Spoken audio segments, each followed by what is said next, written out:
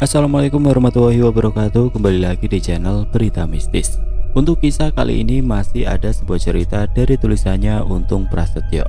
Dan untuk kisah yang akan saya bawakan kali ini, yaitu sebuah kisah yang berjudul Dendam dari Pulau Kematian. Dan sebelum kita lanjut ke ceritanya, tekan dulu tombol like video ini dan jangan lupa tekan juga tombol subscribe channel ini. Dan nyalakan juga lonceng notifikasinya agar tidak ketinggalan cerita-cerita lainnya dari channel ini. Dan buat teman-teman yang pengen membaca langsung ceritanya, nanti silahkan saja kunjungi linknya yang nanti akan saya sertakan di kolom deskripsi. Dan seperti apa untuk kisah kali ini, langsung saja kita masuk ke ceritanya.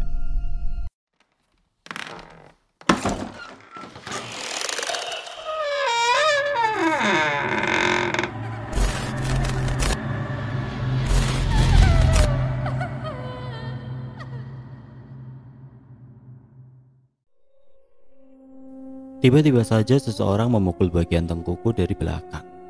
Aku lalu terjatuh dan tidak sadarkan diri lagi. Entah sudah berapa lama aku pingsan tadi. Dan alangkah terkejutnya aku ketika aku membuka kedua mataku. Sekumpulan monyet-monyet liar sudah mengelilingi tubuhku dan melempariku dengan pasir pantai tempat aku terbaring. Perlahan-lahan monyet-monyet itu menjauh ketika aku bangun dan terduduk. Kulihat di depan mataku kini, birunya lautan yang luas menjadi pemandangan yang membuat kepalaku agak sedikit pusing. Aku lalu memeriksa kantong celanaku untuk mencari telepon seluler yang tadi aku taruh di bagian kanan celanaku. Tapi yang aku dapati hanya selembar kertas yang bertuliskan, "Ini hanya sebuah peringatan, dan ini juga sebuah kesempatan." Jelas aku sangat terkejut ketika aku membacanya. Tidak mau ambil pusing, aku lalu melipat kembali kertas yang baru saja aku baca dan kumasukkan lagi ke selku celanaku. Aku mulai mengedarkan pandanganku ke sekitar. Di belakangku nampak berjejer pohon-pohon kelapa dan rimbunya pepohonan lain. Aku berjalan sedikit ke atas menuju ke dalam semak belukar untuk memeriksa keadaan di sekitarku itu. Monyet-monyet yang nampak sedang bermain pun mengikuti langkahku yang kini sudah mendapatkan jalan setapak menuju bagian dalam hutan. Di atas pepohonan, monyet-monyet itu semakin meneriakiku dan mengajakku menuju suatu tempat. Tapi tidak aku hiraukan suara bising mereka yang berlompatan dari satu dahan ke dahan yang lainnya. Aku kembali menuju ke pantai tempat aku terbangun tadi.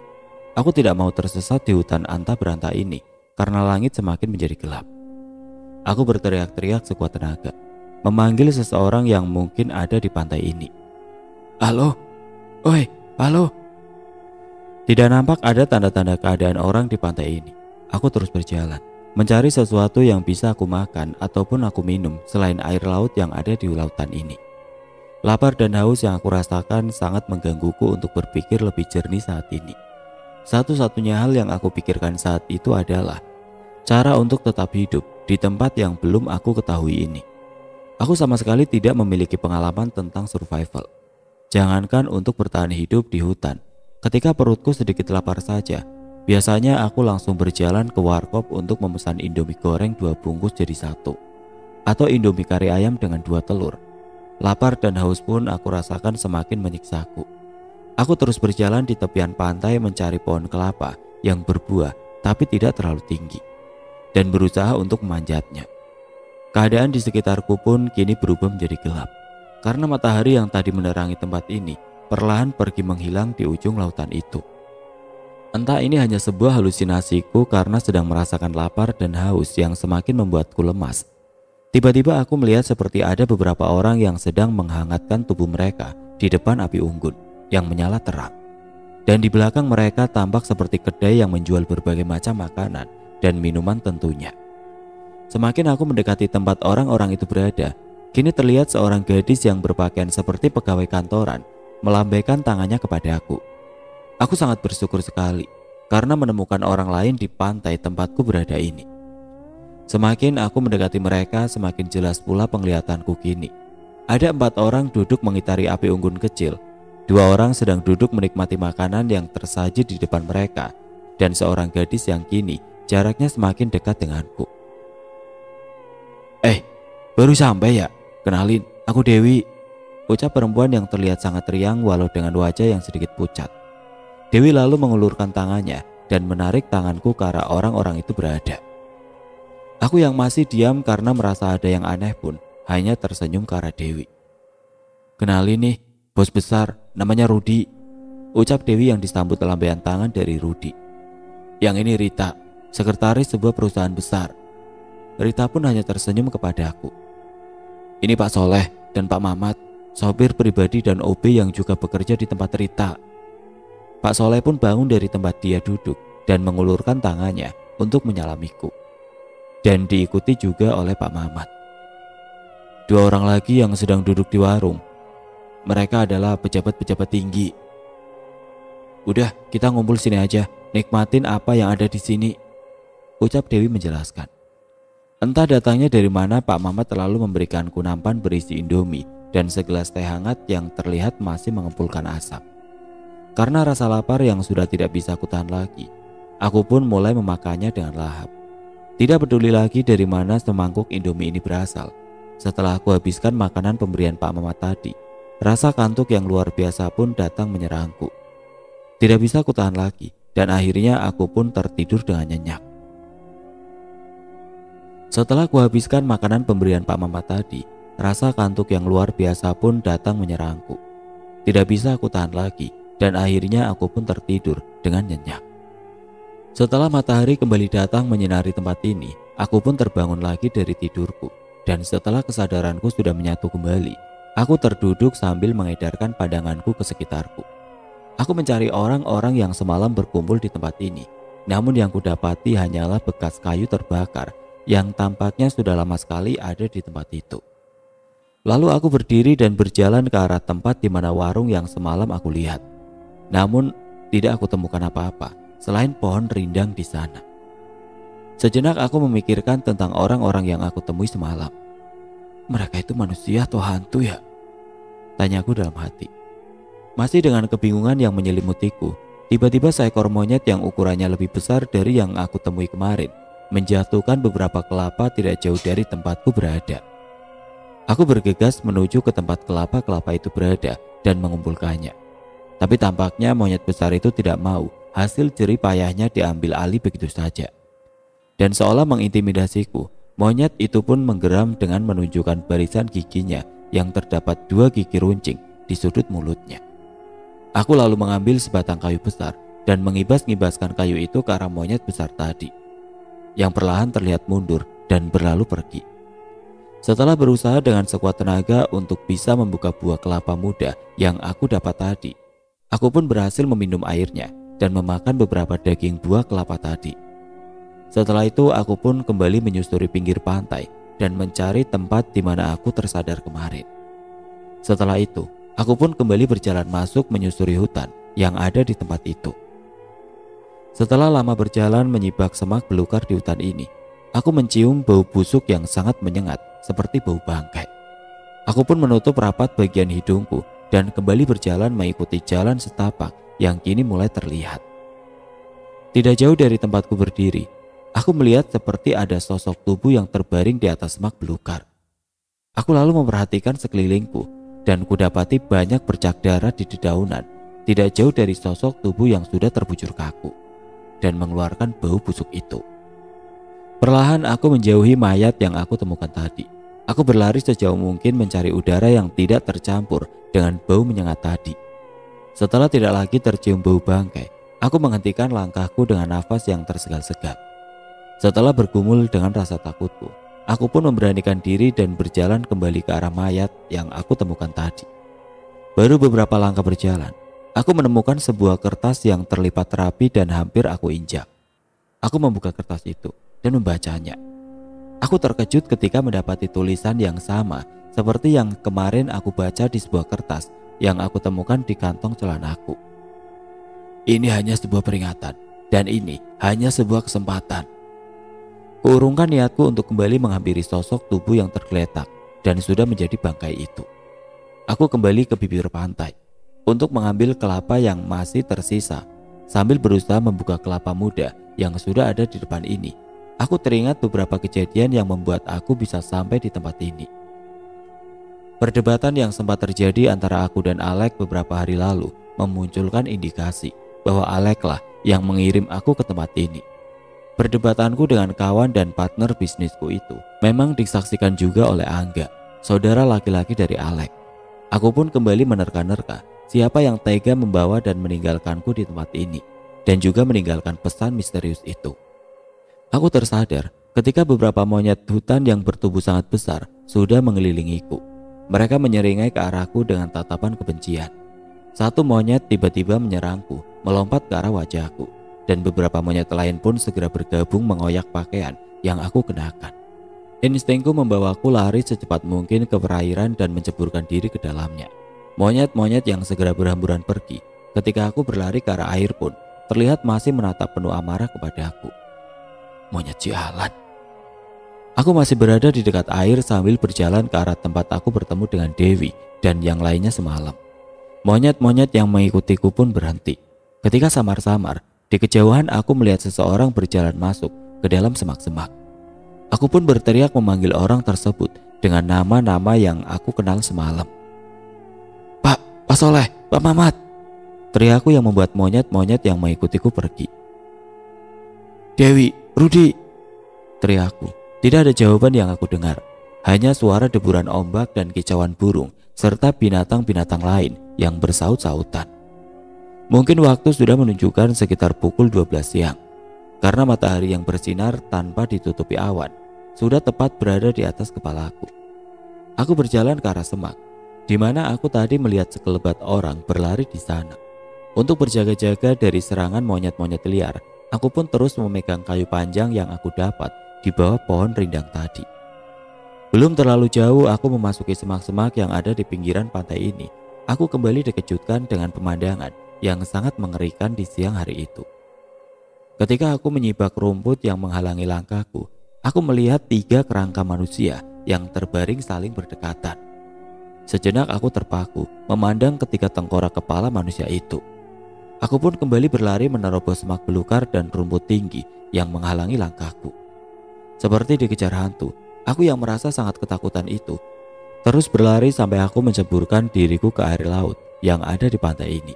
Nafasku memburu dan terbatuk-batuk karena sempat meminum air yang terasa sangat asin itu. Aku yang kebingungan menaiki bebatuan besar dan membaringkan tubuhku di atasnya. Perih dan sakit yang kini kurasakan membuat asa dalam jiwaku kian terkikis. Ketika mata ini terpejam, bayangan orang-orang yang aku sayangi pun muncul di benakku. Mereka mungkin sedang mencariku saat ini. Aku tidak boleh menyerah sekarang. Aku tidak ingin anak yang masih dalam kandungan istriku nanti lahir tanpa tahu di mana keberadaan ayahnya. Aku kembali terduduk dan melihat lautan yang membentang luas di hadapanku. Tuhanku lebih besar dari tempat ini, dan aku yakin pertolongan Tuhanku juga lebih luas dari lautan ini. Aku mengumpulkan keberanianku dan menguatkan mentalku serta terus meyakinkan diri. Aku terus berkata dalam hati bahwa apa yang aku temukan tadi bukanlah hantu, setan, jin, atau makhluk gaib yang menempati tempat ini. Yang aku temukan tadi adalah manusia yang sudah meninggal, tapi jasadnya terbengkalai begitu saja. Kini aku niatkan hati untuk menyempurnakan jasad-jasad yang sudah menjadi tengkorak itu dengan cara menguburnya dan mendoakannya. Aku kembali berjalan memasuki semak-semak tempat aku menemukan 3 kerangka manusia tadi, sambil memegang batu pipi sebesar telapak tanganku. Dan tidak lupa juga aku membawa kayu panjang tadi. Beberapa meter lagi aku sampai di tempat kerangka manusia itu berada. Aku dikejutkan oleh sosok perempuan yang berdiri membelakangiku. Seketika itu juga bulu kuduku berdiri dan tubuhku gemetar menahan takut yang teramat sangat. Jangan takut. Aku Dewi yang semalam bersamamu di depan api unggun itu, ucapnya dengan suara lirik. Tolong sempurnakan jasad ketiga orang ini dan doakan mereka. Setelah itu, kembalilah ke tempat di mana semalam kita berkumpul, ujar Dewi yang melayang masuk ke dalam hutan. Aku terduduk lemah dan meneteskan air mata. Menangis sepertinya akan mengurangi bebanku saat ini. Aku menangis, bukan karena meratapi buruknya nasibku saat ini, tapi aku iba melihat orang-orang yang kini sudah menjadi kerangka itu harus mati di tempat yang jauh dari keluarga mereka. Pastilah keluarga dan orang-orang terdekat mereka mencari keberadaannya dan terus berharap akan kedatangan mereka lagi. Aku lalu membersihkan pohon-pohon yang merambat serta rumput-rumput di sekitar 3 kerangka manusia itu. dan aku pun mulai membuat lubang yang cukup lebar untuk menguburkan ketiganya.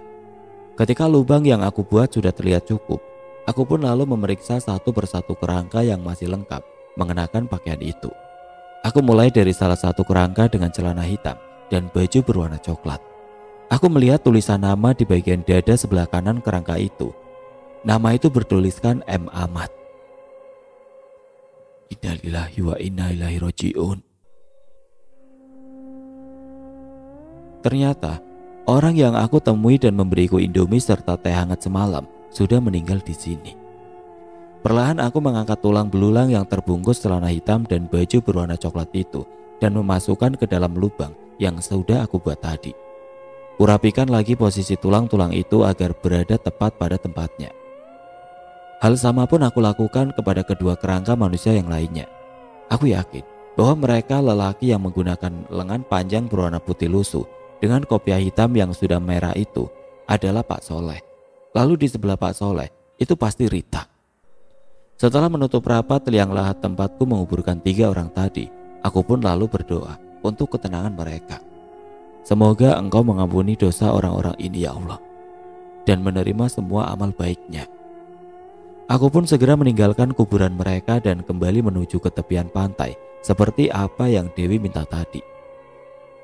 Dengan rasa lelah dan dahaga yang luar biasa, aku terus berjalan perlahan menyibak semak belukar dan keluar dari dalam hutan. Tiba di pinggir pantai, aku seperti berada di tempat yang belum pernah aku datangi dalam 2 hari ini. Tapi tiba-tiba, suara yang sudah tidak asing di telingaku pun terdengar memanggilku. Sini, ucap gadis yang sepertinya sudah aku kenal. Aku yang sudah tidak peduli lagi dengan ketakutanku, berjalan menghampiri Dewi yang sedang duduk di sebuah kursi dengan meja di depannya. Nama kamu siapa? Tanya Dewi yang tersenyum ke arahku. Walau wajahnya terlihat pucat, tapi gadis itu terlihat sangat ramah dengan selalu tersenyum. Namaku Asep, ucapku sambil tersenyum kepadanya. Alah, bohong, kamu bukan Asep, jawab Dewi yang makin terlihat ceria itu. Ini orang apa hantu sih? Kalau aku hantu, kamu gak takut gak? Tanya Dewi yang membuatku sangat terkejut. Nama kamu Arga Ardianto kan? Seru Dewi yang melirikan pandangannya kepadaku. Itu kelapa mudanya diminum dulu gak? Aman kok, tenang aja.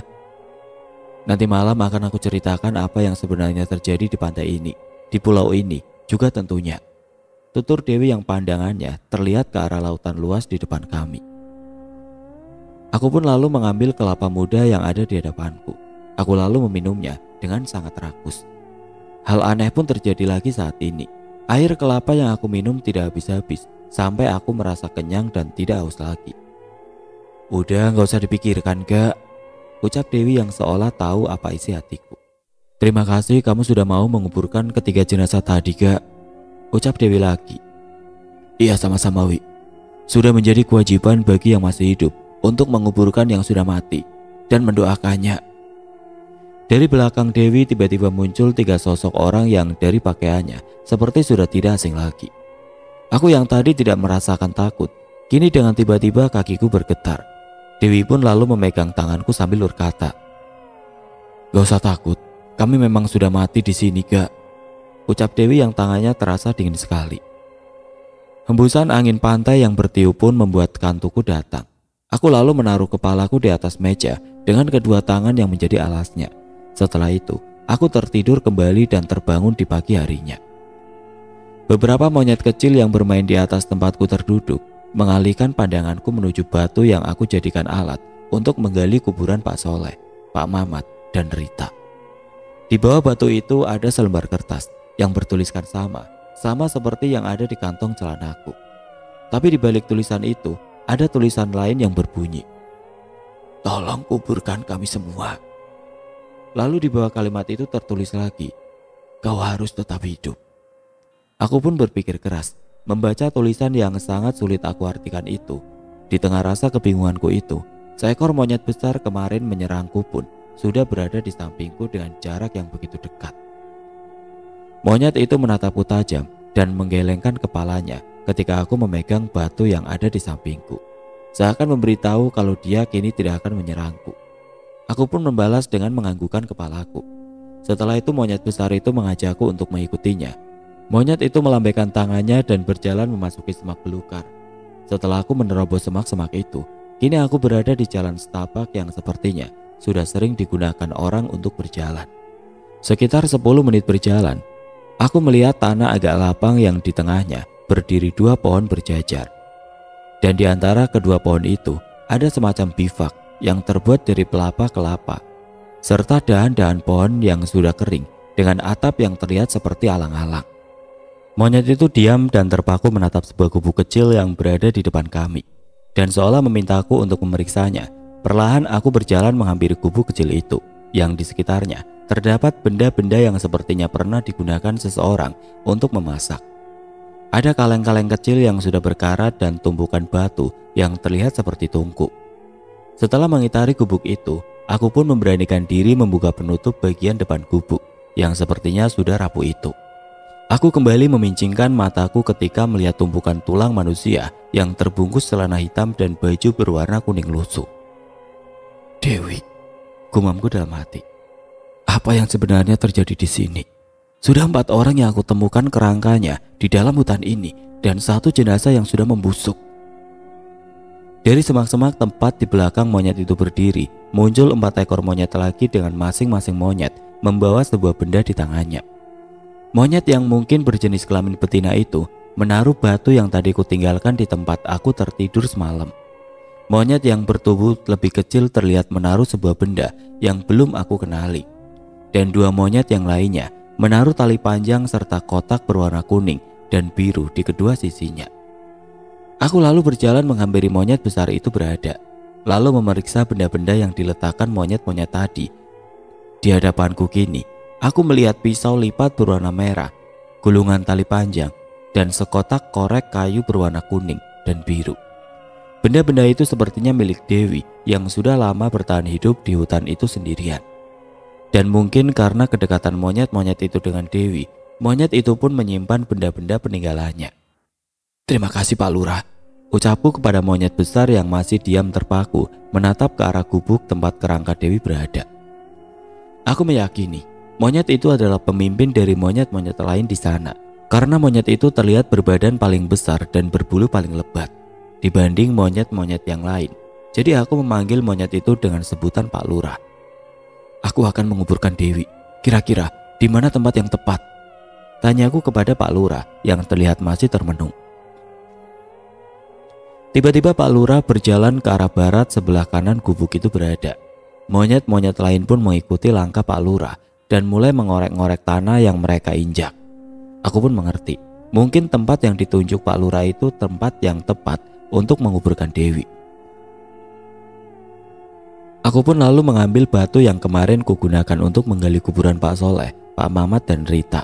Aku mulai menggali perlahan dan membentuk lubang panjang yang tidak terlalu lebar, tapi kubuat agak dalam. Pak Lurah pun membantuku menyingkirkan bebatuan yang aku temukan di dalam lubang. Sementara itu 4 monyet yang lainnya nampak pergi meninggalkan aku dan Pak Lurah serta 1 monyet betina. Di sela-sela aku menggali, aku bertanya kepada Pak Lurah yang juga ada di lubang ini. Aku menanyakan tentang Dewi dan ketiga kerangka manusia lainnya yang sudah aku kuburkan kemarin. Pak Lurah hanya diam saja. Memang dia tidak akan mengerti apa yang aku ucapkan. Untuk menghibur diri, aku kembali bertanya kepada Pak Lurah. Apakah itu pasanganmu Pak Lurah? Tanyaku sambil memandang ke arah monyet betina yang masih setia menunggu itu. Oh, jawab Pak Lurah sambil menepuk-nepuk dadanya. Aku yang merasa terhibur oleh tingkah lucu Pak Lurah pun kembali melontarkan pertanyaan lagi. Kalau pasanganmu aku ambil, apakah kau membolehkannya? Tanyaku sambil tertawa. Pak Lurah pun meloncat ke atas dan memeluk tubuh pasangannya sambil berteriak-teriak. Iya, cuma bercanda. Lagian mana mungkin aku mau sama monyet? Ucapku sambil tertawa lepas. Tidak terasa lubang untuk menguburkan kerangka tubuh Dewi pun sudah siap. Aku lalu berjalan menuju ke arah gubuk itu untuk mengambil tulang-tulang itu. Tapi sebelum aku melakukan itu, aku melihat beberapa butir kelapa hijau sudah berada di antara benda-benda pemberian monyet-monyet tadi. Pak Lurah bersama Bu Lurah pun berjalan beriringan menuju tempat kelapa itu berada. Sebutir kelapa pun diberikan Pak Lurah kepada aku. Lalu Bulura memberikan pisau lipat yang bertuliskan inisial D kepada aku. Aku membolak-balikan pisau lipat yang kini ada di tanganku, dan aku menduga memang benar pisau ini milik Dewi. Terlihat dari inisial huruf yang mulai memudar. Tidak terasa langit pun semakin gelap. Aku baru saja selesai menguburkan kerangka tubuh milik Dewi. Semua berjalan lancar tanpa kendala. Dan tidak lupa, aku membuat penanda dari kayu yang aku dapat di sana dan menguratkan nama Dewi di atas tempurung kelapa muda yang sudah aku lahap tadi. Aku sendirian di tempat itu, tanpa merasa takut lagi. Pak Lurah dan Bu Lurah serta monyet-monyet muda tadi juga pergi meninggalkan aku. Aku mencari ranting-ranting kering yang akan kujadikan api unggun malam ini. Gubuk buatan Dewi aku biarkan tetap pada tempatnya semula, dan aku membuat tempat baru untuk kutidur malam ini. Malam ini sambil menerka-nerka, siapakah gerangan orang yang sengaja membuangku ke tempat ini. Aku juga menunggu kemunculan sosok Dewi atau orang-orang yang aku temui di malam pertama aku berada di pulau ini. Sampai menjelang aku tertidur pun tidak ada tanda-tanda kemunculan mereka. Aku akhirnya tertidur beralaskan rumput-rumput kering serta dedaunan hijau yang bisa membuatku terasa hangat. Ketika matahari hampir tenggelam di ujung lautan nan biru itu, aku melihat sebuah kapal berwarna putih dengan kibar bendera merah putih yang hampir mencapai daratan di pantai ini. Dari dalam kapal turunlah sepasang muda-mudi yang nampak menaiki kapal karet kecil menuju pantai ini. Pandanganku pun agak sedikit kabur. Lalu aku mengusap mataku dengan kedua tanganku. Setelah itu, terlihat pasangan itu sudah ada di depanku, berjalan di tepian pantai bergandengan tangan. Aku yang merasa mengenali sosok pemuda dan gadis yang bersamanya itu, lalu berusaha menyapa mereka. "Mas Angga, alhamdulillah, akhirnya ada yang datang juga ke pulau ini," ucapku ke arah Angga. Tapi anehnya, Mas Angga yang merupakan kakak tertua dari Alek, terlihat lebih muda dibandingkan yang beberapa hari kemarin aku lihat. Dan anehnya lagi, mereka juga seolah-olah tidak melihat keberadaan dan terus berlalu dari hadapanku. Tiba-tiba kepalaku terasa pusing dan pandanganku menjadi buram. Aku menggeleng-gelengkan kepalaku agar pandanganku kembali jernih lagi. "Dewi, minta tolong Wi, bawa aku keluar dari tempat ini. Tolong saya Mas Angga." Ucapku memelas di depan kedua pasangan itu. Namun tetap saja mereka tidak bereaksi seolah mereka tidak melihat dan mendengarku. "Aku akan meninggalkanmu di sini, Wi," ucap lelaki dengan perawakan tinggi itu. "Loh, memangnya kenapa Mas? Apa aku bersalah kepadamu sehingga kau meninggalkan aku di sini?" Jawab Dewi dengan tenang serta senyumnya yang begitu manis. "Entah apa yang terjadi, ayahku mau kita berpisah, Wi. Kalau memang kau lebih menuruti kata orang tuamu daripada kata hatimu, pergilah Mas," jawab Dewi masih dengan tenangnya. Tanpa diduga Mas Angga lalu memukul Dewi hingga pingsan dan melemparkan pisau lipat serta sekotak korek kayu yang berwarna kuning dan biru serta sebuah tali yang tergulung. Tanpa sedikit pun rasa bersalah, Angga benar-benar berlalu meninggalkan Dewi sendirian di pulau ini. Aku yang sangat terkejut melihat kejadian itu pun lalu menghampiri Dewi, tapi belum sempat aku menolongnya. Kepala kembali terasa sakit dan pandanganku berkunang-kunang. Setelah kondisiku membaik, tubuh Dewi yang tadi terlihat tidak sadarkan diri pun tiba-tiba menghilang. Pemandangan di depanku pun berganti dengan Rita, Pak Soleh dan Pak Mamat yang sudah berada di pantai ini. Walau dengan tubuh yang terlihat sangat kurus, mereka tampak sedang tertawa dan begitu bahagia. Sebuah kapal kecil pun terlihat menepi di pinggiran pantai dan terlihat beberapa orang turun dari atasnya. Setelah sampai di pasir tempat ketiga orang itu berada, orang-orang yang terlihat membawa senjata itu pun langsung memberondongkan peluru ke arah Rita, Pak Soleh dan Pak Mamat. Setelah Rita, Pak Soleh dan Pak Mamat tumbang, orang-orang yang bersenjata api itu pun menyeret tubuh ketiganya ke arah semak-semak di dalam hutan, lalu meninggalkan ketiga orang tadi begitu saja. Aku merasa tidak kuat lagi melihat pembantaian ketiga orang itu. Aku menangis dan berteriak sekuat tenaga. Tapi lagi-lagi kepalaku terasa sangat pusing dan pandanganku pun terlihat kabur.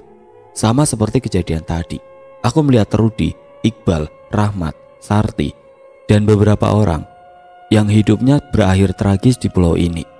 Di akhir penglihatanku, sosok Dewi kembali hadir lagi.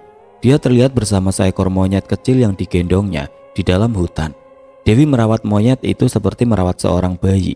Sepertinya Dewi sudah tidak peduli lagi akan hidupnya dan tidak mencoba untuk pergi dari tempat ini. Ketika seekor monyet itu telah menjadi monyet dewasa, Dewi terlihat sedang terbaring lemah di dalam gubuk yang dibuatnya. Tubuh Dewi benar-benar kurus. Dengan rambut yang terlihat tidak beraturan, monyet itu terlihat terus berada di samping Dewi, mengusap-ngusap punggung Dewi sampai Dewi terlihat tidak bernapas lagi. Aku terbangun dari tidurku dengan keringat bercucuran membasahi pakaianku yang sudah tidak utuh lagi. Aku pun terkejut ketika Pak Lurah dan Bu Lurah serta beberapa ekor kawanan monyet pulau itu terlihat duduk mengelilingiku. Entah sudah berapa lama mereka menjagaku dari ancaman hewan-hewan lain. Ketika aku mulai terduduk, Pak Lurah menyuruh beberapa anak buahnya untuk sedikit menyingkir dari tempatnya. Lalu salah satu anak buah Pak Lurah membawakanku satu buah kelapa muda. Aku pun menerimanya dan mengucapkan terima kasih kepadanya, lalu memberinya nama panggilan. "Terima kasih Kokonat," ucapku sambil mendekatkan wajahku ke wajahnya. Kokonat hanya menyeringnya memamerkan giginya dan melompat-lompat. Pak Lurah yang melihat Kokonat bertingkah seperti itu lalu menghampirinya dan memukul kepalanya. Kokonat yang kaget pun perlahan pergi dengan kepala tertunduk dan duduk menatapku. Ketika langit mulai tenang, satu persatu anak buah Pak Lurah pun pergi. Kini hanya tinggal Pak Lurah, Bu Lurah, dan Kokonat yang bersamaku. "Apakah kamu tahu tempat orang-orang yang sudah mati di sini?" tanyaku yang sedang memandang Pak Lurah. Pak Lurah pun meraih tanganku dan berjalan di depanku. Di belakangku ada Bu Lurah dan Kokonat yang berjalan mengikutiku. Pak Lurah menuntunku ke bagian lain pulau ini, membuka semak belukar di hadapannya seperti sedang membuatkan jalan untukku melangkah. Akhirnya, aku dan rombongan Pak Lurah pun tiba di sebuah batu yang berlubang dan tertutup tumbuhan-tumbuhan rapat serta dedaunan kering. Pak Lurah pun langsung menyingkirkan batang-batang kering dan tumbuhan rambat serta daun-daun kering yang menutupi lubang tersebut. Tanpa dikomando lagi, beberapa anak buah Pak Lurah yang baru datang pun langsung ikut membantu. Tapi kini aku tidak melihat Kokonat dan Bu Lurah. Aku sudah bisa menebak, pasti Kokonat sedang mencarikanku kelapa muda segar. Setelah lubang yang tidak terlalu dalam itu sudah bersih dari tumbuhan-tumbuhan rambat, aku kembali melihat tumpukan kerangka manusia ada di dalam sana. Tidak seperti kemarin, proses pemakaman kerangka-kerangka manusia ini sangatlah rumit. Aku yang masih dibantu Pak Lurah dan beberapa kawanannya harus mengambil dulu tulang-tulang manusia itu dari dalam lubang secara perlahan. Setelah semua ada di atas, aku lalu menata dan menyatukan tulang-tulang itu sesuai tempatnya. Ada 5 tengkorak manusia dan 5 bajur serta celana yang sudah tidak utuh lagi. Setelah seharian berkumul dengan tulang belulang tanpa sedikit pun rasa takut, akhirnya aku dan rombongan Pak Lurah selesai menguburkannya di satu tempat yang sama. Tidak lupa juga aku memberi tanda di bagian atas kepala mereka satu persatu. Lelah yang kurasa saat ini membuatku ingin segera memejamkan mata. Aku tidak mau terus larut memikirkan siapa yang membawaku ke pulau ini. Aku harus tetap hidup dan pulang dengan selamat dari tempat ini. Malam pun telah tiba. Hembusan angin laut terasa menusuk hingga ke tulangku. Aku yang baru saja terlelap kembali terbangun lagi dari tidurku ketika Dewi menepuk pundakku. "Kenapa tidur di sini?" tanya Dewi yang terlihat riang seperti biasanya. "Di sini berbahaya. Orang yang menaruhmu di tempat ini pasti akan kembali." "Ah, masa Wi? Untuk apa mereka kembali lagi?" tanyaku yang penasaran. "Ya, untuk membunuhmu. Kau pikir untuk apa lagi?" jawab Dewi yang terlihat sedikit ketus. "Jangan berpikiran akan ada orang baik yang akan datang menyelamatkanmu, Gak. Mereka sengaja menculik dan membuang orang di sini. Lalu setelah beberapa minggu, mereka kembali lagi untuk membunuhnya," ujar Dewi menjelaskan. Saking terlalu fokusnya aku menatap Dewi, aku tidak menyadari ketika di tempat aku tertidur sendiri tadi, kini terlihat ramai dengan suara canda tawa dan obrolan-obrolan hangat. Sontak bulu kuduku meremang melihat Rita, Pak Soleh dan Pak Mamat yang sedang bercanda. Di antara Rudi ada beberapa orang yang belum aku kenal. Mereka menghampiriku dan mengucapkan terima kasih atas apa yang aku lakukan kepada jasad mereka. "Dalam beberapa hari ini, mereka akan datang ke sini dengan membawa korban, sekaligus untuk memastikanmu mati, Gak," ucap Rudi membuka percakapan kami. "Lalu, apa yang harus aku lakukan, Rud?" tanyaku yang kebingungan. "Persiapkan dirimu, Gak. Hanya ada 2 pilihan, membunuh atau dibunuh," jawab Rudi dengan tatapan dingin ke arahku. "Tapi, aku belum pernah membunuh orang, Rud," Dan sepertinya tidak akan pernah. Jawabku lalu memalingkan wajah ke arah Dewi. Pulau ini adalah milik keluarga Gunawan, dan pulau ini memang sengaja dibiarkan kosong tanpa penghuni. Tujuannya adalah untuk membuang orang-orang yang sedang bersengketa dengan keluarga Gunawan dan kerabat, serta orang-orang dekat mereka. Dewi mulai menceritakan sejarah tentang pulau kecil ini. Aku pernah mendengar percakapan antara Gunawan yang waktu itu adalah calon mertuaku dengan seseorang pemilik sebuah perusahaan pariwisata laut dan pantai. Mereka ingin menjalin kerjasama yang menurutku sangatlah aneh. Gunawan adalah salah seorang pengusaha sukses yang pernah berkarir juga di pemerintahan. Ide gila Gunawan adalah membuat perusahaan jasa yang menawarkan pembunuhan, penculikan, dan penyekapan. Aku yang sempat mendengar ide gila dari Gunawan pun sempat merasa takut. Tapi Angga meyakinkanku kalau ayahnya tidak akan melukaiku sedikit pun. Tentunya aku harus diam. Tapi takdir berkata lain. Angga lah yang membawaku ke pulau ini dan meninggalkan aku sendiri di sini. Lalu jadilah aku hantu penasaran seperti ini. Ucap Dewi yang di akhir kalimatnya menjulurkan lidah dan membuat semua orang di sana tertawa.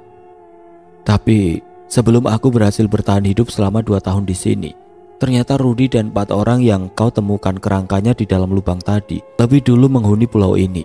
Merekalah yang membantuku bertahan di sini dan mereka juga bergantian menjagaku meski sudah tidak lagi hidup. Beberapa tahun setelah kematianku, datanglah Rita, Pak Soleh dan Pak Mamat dan beberapa orang-orang yang sedang duduk berkumpul di sana menyusul kemudian. Kenapa mereka tidak berkumpul di sini, Wi? Tanyaku penasaran. Orang yang berdiri sendiri di sana baru sekitar 1 minggu yang lalu dibuang dan langsung dibunuh di sini, dan jasadnya masih ada di bagian utara pulau ini. Dan kumpulan orang-orang di sana berharap juga kau dapat menguburkan kerangka-kerangka tubuh mereka, Gak? Ucap Dewi. Selain menguburkan tubuh mereka, kau juga harus mencari tempat aman untukmu berlindung, Gak? Rudi menambahkan. Buatlah gubuk untuk tempatmu berlindung dan beristirahat di samping gubuk yang aku dirikan, Gak. Tempat itulah tempat paling aman karena berada tepat di tengah-tengah pulau ini. Dan lagi, Dharma dan kawannya akan ikut menjagamu, Gak. Baik, Wi, aku akan mengikuti apa yang kau sarankan. Terima kasih atas informasi yang kalian berikan. Tapi sebelumnya, aku juga ingin bertanya lagi, Wi. Dengan riang Dewi menjawab. Kamu mau bertanya apa lagi? Dharma itu siapa, Wi? Oh, Dharma itu monyet yang aku rawat sedari kecil dan menemaniku sampai aku mati, Gak.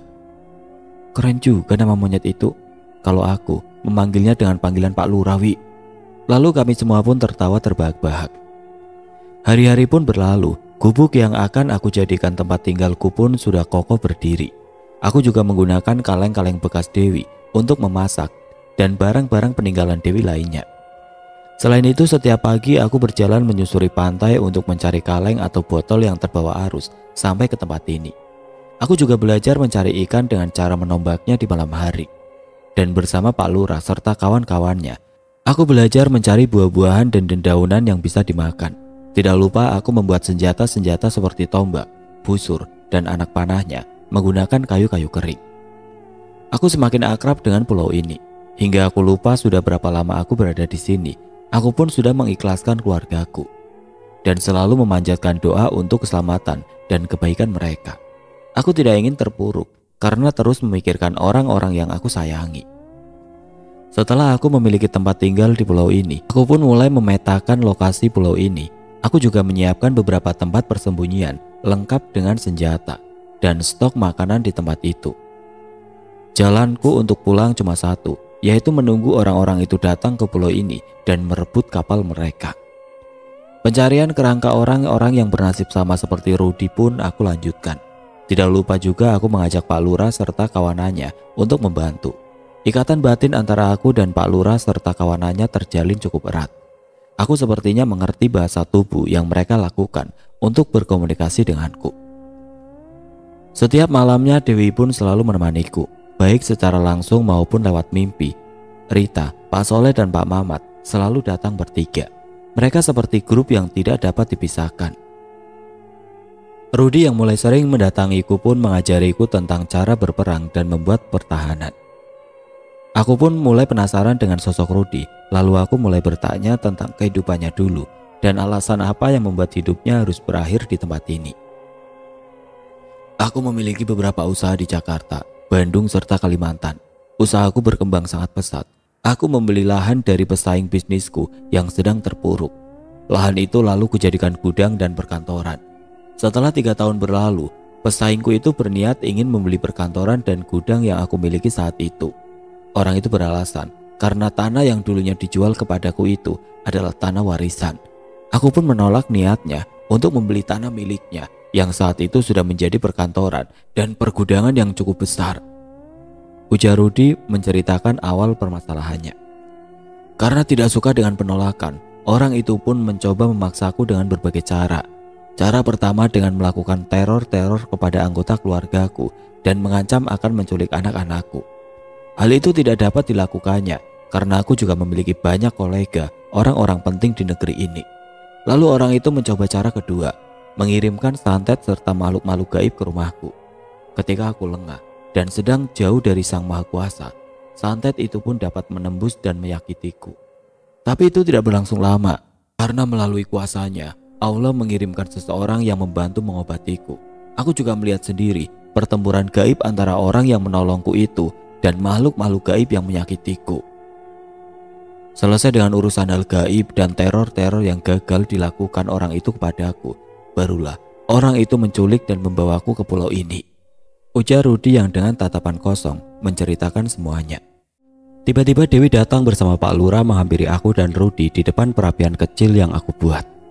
Pak Lurah yang nampak manja ketika bersama Dewi pun bertingkah seperti anak kecil. Sangat berbeda ketika dia sedang memimpin kawanannya. Sambil tersenyum, Dewi lalu berkata, "Kau harus mempersiapkan diri dengan matang sebelum orang-orang itu datang, gak? Karena kau harapan kami satu-satunya untuk bisa terbebas dari pulau ini." Ucap Dewi dengan senyum khasnya. Terbebas? Terbebas dari apa, Wi? Tanyaku yang masih bingung dengan perkataan Dewi. Rudy lalu menjelaskan apa yang dimaksud oleh Dewi. Selain jasad kami tidak disucikan dan sempat terbengkalai seperti sampah, roh kami pun tidak bisa mencapai kesempurnaan. Kami yang mati di sini bisa dibilang belum tenang, gak? Kami berharap kau bisa membawa tulang belulang kami dan memberikannya kepada ahli waris kami agar mereka menguburkan kami dengan layak. Ujar Rudy. Atau melaporkan tentang pulau ini dan semua yang telah terjadi di sini kepada pihak yang berwajib. Imbu Dewi. Maka dari itu, kau harus tetap hidup, gak? Tolonglah kami sekali lagi. Rudy menambahkan. Baiklah, aku akan berusaha semaksimal mungkin.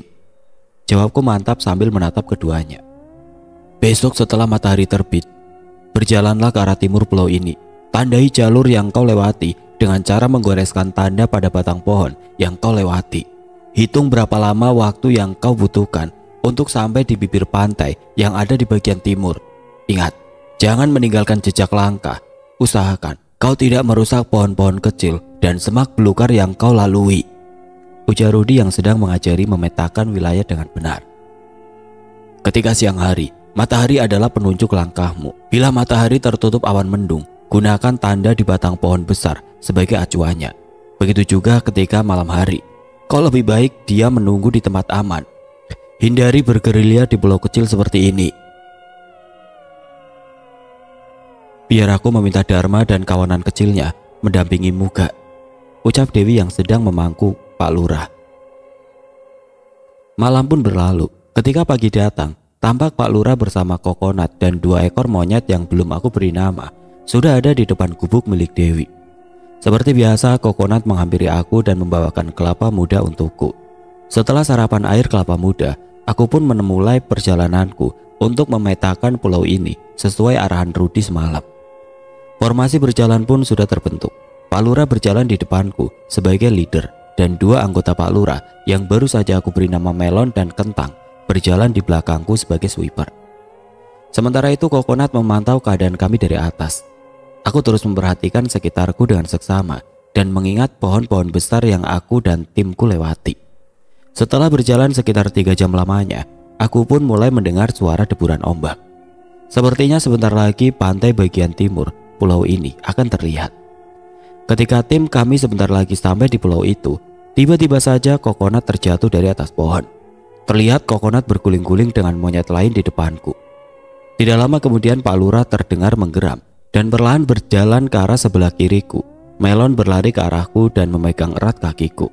Sementara Kentang berlari kembali ke arah tempat kami datang tadi. Aku yang sangat kesal karena Kokonat kewalahan menghadapi lawannya pun memukulkan kayu yang kubuat runcing di bagian ujungnya ke arah monyet yang tidak dikenal itu. Setelah terlepas, Kokonat lalu berlari ke arahku dan naik ke atas pundakku. Kini aku dan Kokonat serta Melon kebingungan mencari Pak Lurah yang tiba-tiba menghilang dari pandanganku. Melon pun memberanikan diri berlari ke arah pantai ketika terdengar suara ramai dari sekawanan monyet. Aku dan Kokonat yang masih bertengger di pundakku pun kemudian berlari mengejar Melon. Dan ketika kami tiba di pinggiran pantai, terlihat Pak Lurah sedang baku hantam dengan monyet muda yang berbadan lebih besar darinya. Sementara itu kawanan monyet dari pihak monyet muda pun mengelilinginya. Singkatnya, Pak Lurah pun berhasil memenangkan baku hantam yang tadi berlangsung tanpa bantuan dari sahabatnya yang hanya menjadi penonton. Monyet muda yang kalah bertarung itu pun dengan kepala tertunduk kini mengikuti kami.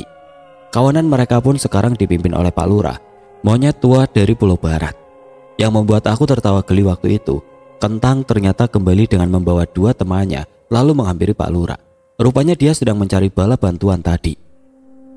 Setelah matahari nampak sudah melewati atas kepalaku, aku pun mengajak tim eksplorasi pulau ini kembali ke titik awal kami berangkat.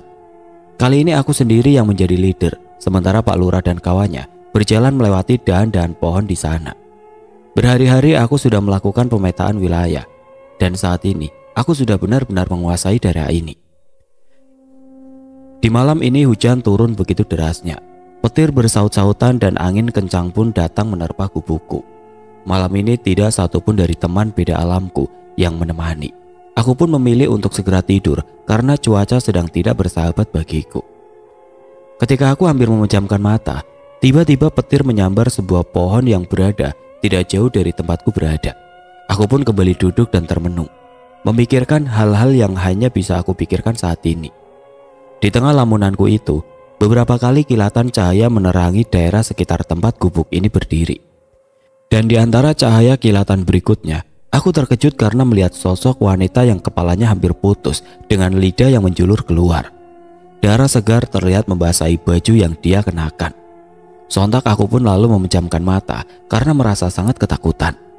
Setelah beberapa saat terasa hening, aku kembali dikagetkan dengan suara berat seorang laki-laki yang meminta tolong kepada aku. "Kenapa kau tidak segera menguburkan mayatku? Tolong segera sempurnakan aku seperti yang lainnya." Suara itu terus terdengar di telingaku, sampai akhirnya aku pun tertidur karena ketakutan. Setelah pagi tiba, aku pun bergegas pergi ke tempat di mana mayat lelaki itu berada. Aku pun kembali ke tempat di mana aku menemukannya di hari pertama aku berada di pulau ini.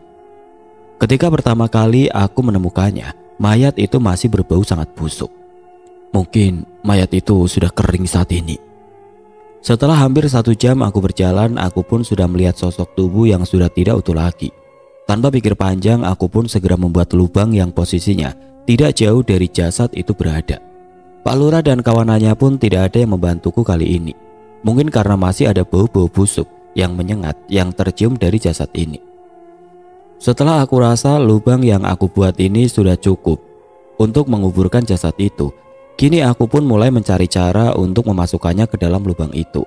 Aku pun memulainya dari melepas jaket kulit yang orang itu kenakan, karena aku berpikir tidaklah baik kalau ada bagian tubuh dari makhluk lain yang ikut bersamanya, walaupun itu hanya kulit hewan. Setelah itu kupaksakan diri untuk mengangkat tubuh manusia yang sudah hitam mengering, namun masih menyisakan bau yang sangat menyengat. Setelah urusanku sudah selesai dengan jasad itu, aku pun memberi tanda dengan menancapkan kayu dan menaruh jaket kulit milik orang yang sudah aku kuburkan tadi di ujung kayu itu. Aku lalu berjalan ke arah pantai dan menceburkan diri ke dalam air laut yang nampak tenang tanpa ombak hari itu. Selesai membersihkan tubuh dengan air laut, aku kembali berjalan menyusuri pantai, menuju ke tempat arwah-arwah orang yang mati di pulau ini berkumpul. Aku sudah memperhatikan dengan detail tentang pulau ini, sampai-sampai hal gaib pun tidak luput dari perhatianku.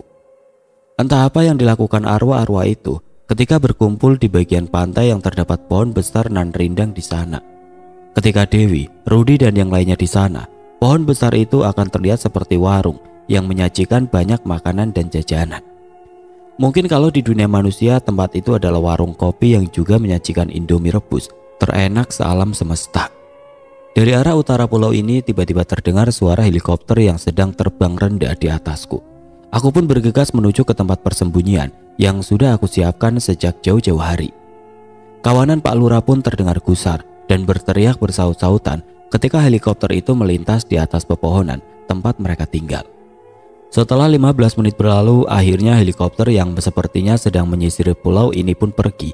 Aku menduga kalau tidak akan lama lagi akan ada yang datang ke pulau ini. Aku pun berteriak memanggil Pak Lurah dari pinggir pantai. Tidak lama setelah itu terdengar suara pepohonan yang bergoyang dari dalam hutan. Aku pikir yang datang adalah Pak Lurah, tapi ternyata yang datang adalah Melon dan Kentang, serta beberapa teman mereka yang belum sempat aku beri nama. Melon lalu meraih tanganku dan menuntunku untuk berjalan memasuki hutan, sementara Kokonat dan beberapa temannya pergi entah kemana. Sesampainya aku di tengah hutan, Pak Lurah tampak sudah menunggu. Kami pun lalu berjalan lagi menuju gubuk tempat tinggalku. Sesampainya di dalam gubuk itu, aku melihat Bu Lurah sedang tergeletak dengan lemah. Aku pun segera memeriksa suhu tubuh dari Bu Lurah yang terlihat memegangi bagian perutnya. Suhu tubuhnya normal, tapi kenapa dia begitu lemah? Tanyaku dalam hati. Pak Lurah pun segera memberitahuku dengan terus mengusap-ngusap bagian perutnya sambil sesekali menyeringai, tapi terlihat sangat lucu. Aku yang belum mengerti maksud dari Pak Lurah pun berkata, "Lapar?" Tanyaku kepada Pak Lurah yang langsung menggelengkan kepalanya. "Aku yang lapar," balasku sambil menepuk-nepuk perutku. Pak Lurah yang terlihat kesal karena candaaanku pun lalu mendekati tubuh Bu Lurah, lalu memberitahu apa yang dia maksud. Setelah berpikir keras, aku pun tersenyum sambil mengelus kepala Pak Lurah. "Wah, sebentar lagi kau akan jadi bapak ya?" Ucapku yang seketika itu juga aku langsung teringat istriku. "Temani istrimu, biarkan dia melahirkan di sini. Aku akan menjagamu di luar gubuk bersama yang lain." Ucapku lagi sambil melangkah keluar gubuk dengan air mata yang seketika itu juga membasahi pipiku. Sudah hampir 2 bulan aku berada di pulau ini. Mungkin anakku juga sudah lahir ke dunianya ini. Hari itu setelah aku mengantarkan istriku ke bidan untuk memeriksa kandungannya, menjadi hari perpisahan kami. Aku yang sedang merasa sangat bahagia karena sebentar lagi akan menjadi seorang ayah pun tidak terlalu memikirkan permasalahanku dengan Alek. Aku dan Alek adalah seorang rekanan dalam berbagai bisnis, tapi perlahan Alek mengambil alih semua sahamku dengan berbagai alasan. Sampai hanya tersisa satu perusahaan yang aku dirikan dengan susah payah, sampai bisa berjalan dan berkembang cukup pesat. Aku sudah menolak secara baik-baik maksud Alek untuk mengakuisisi perusahaanku itu, tapi Alek tetap bersikeras untuk mendapatkannya.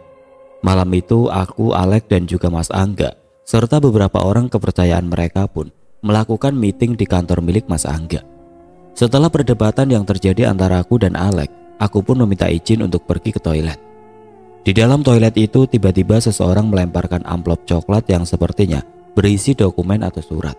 Aku pun membuka amplop itu dan mendapati fotoku yang sedang bersama istriku.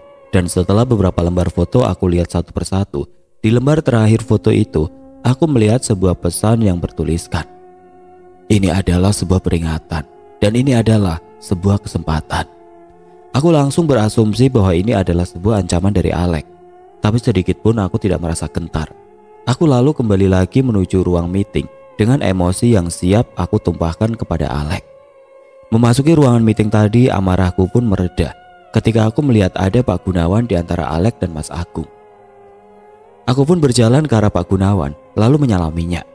Setelah itu aku berpamitan kepada mereka dan memberikan amplop coklat yang tadi aku dapat ketika sedang berada di toilet. Aku pun pergi dengan berjalan santai, seolah-olah sedang tidak terjadi apapun di sana. Aku keluar dari ruangan itu dan berjalan menuju lift untuk segera turun dari gedung itu.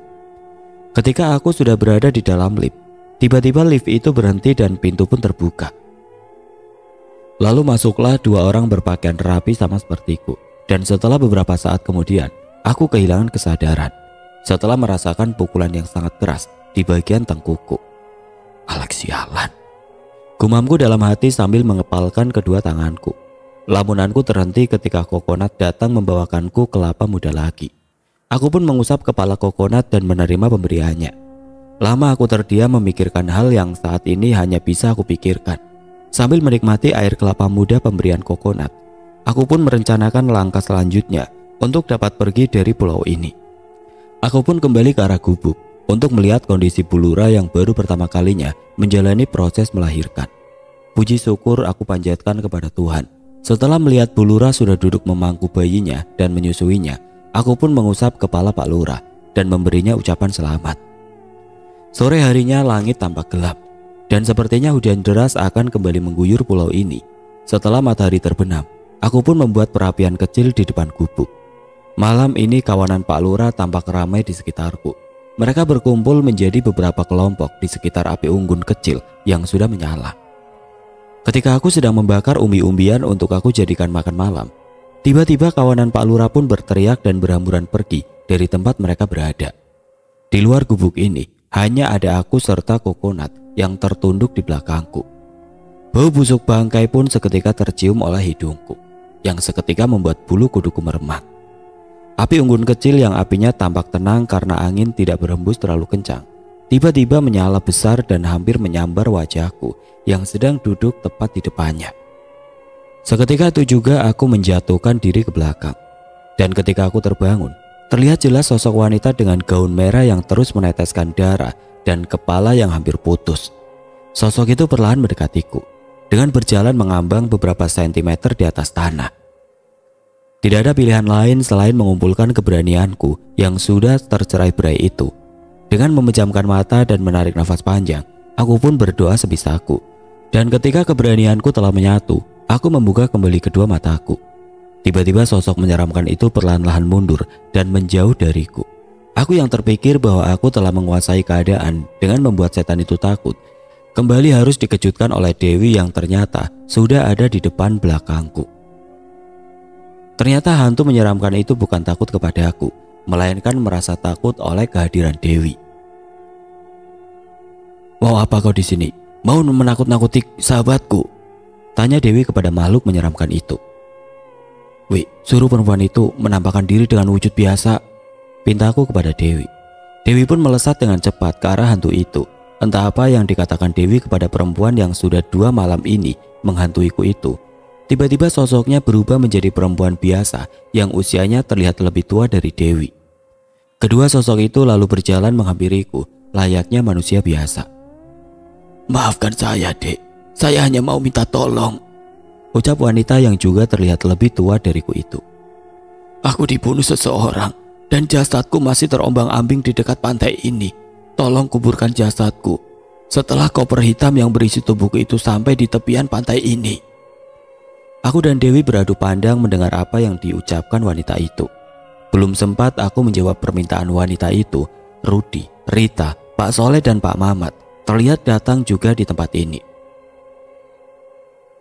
"Ada kapal yang terlihat menepi di pantai ini," ujar Rudi yang tampak memandangi sosok hantu wanita yang menakut-nakutiku tadi.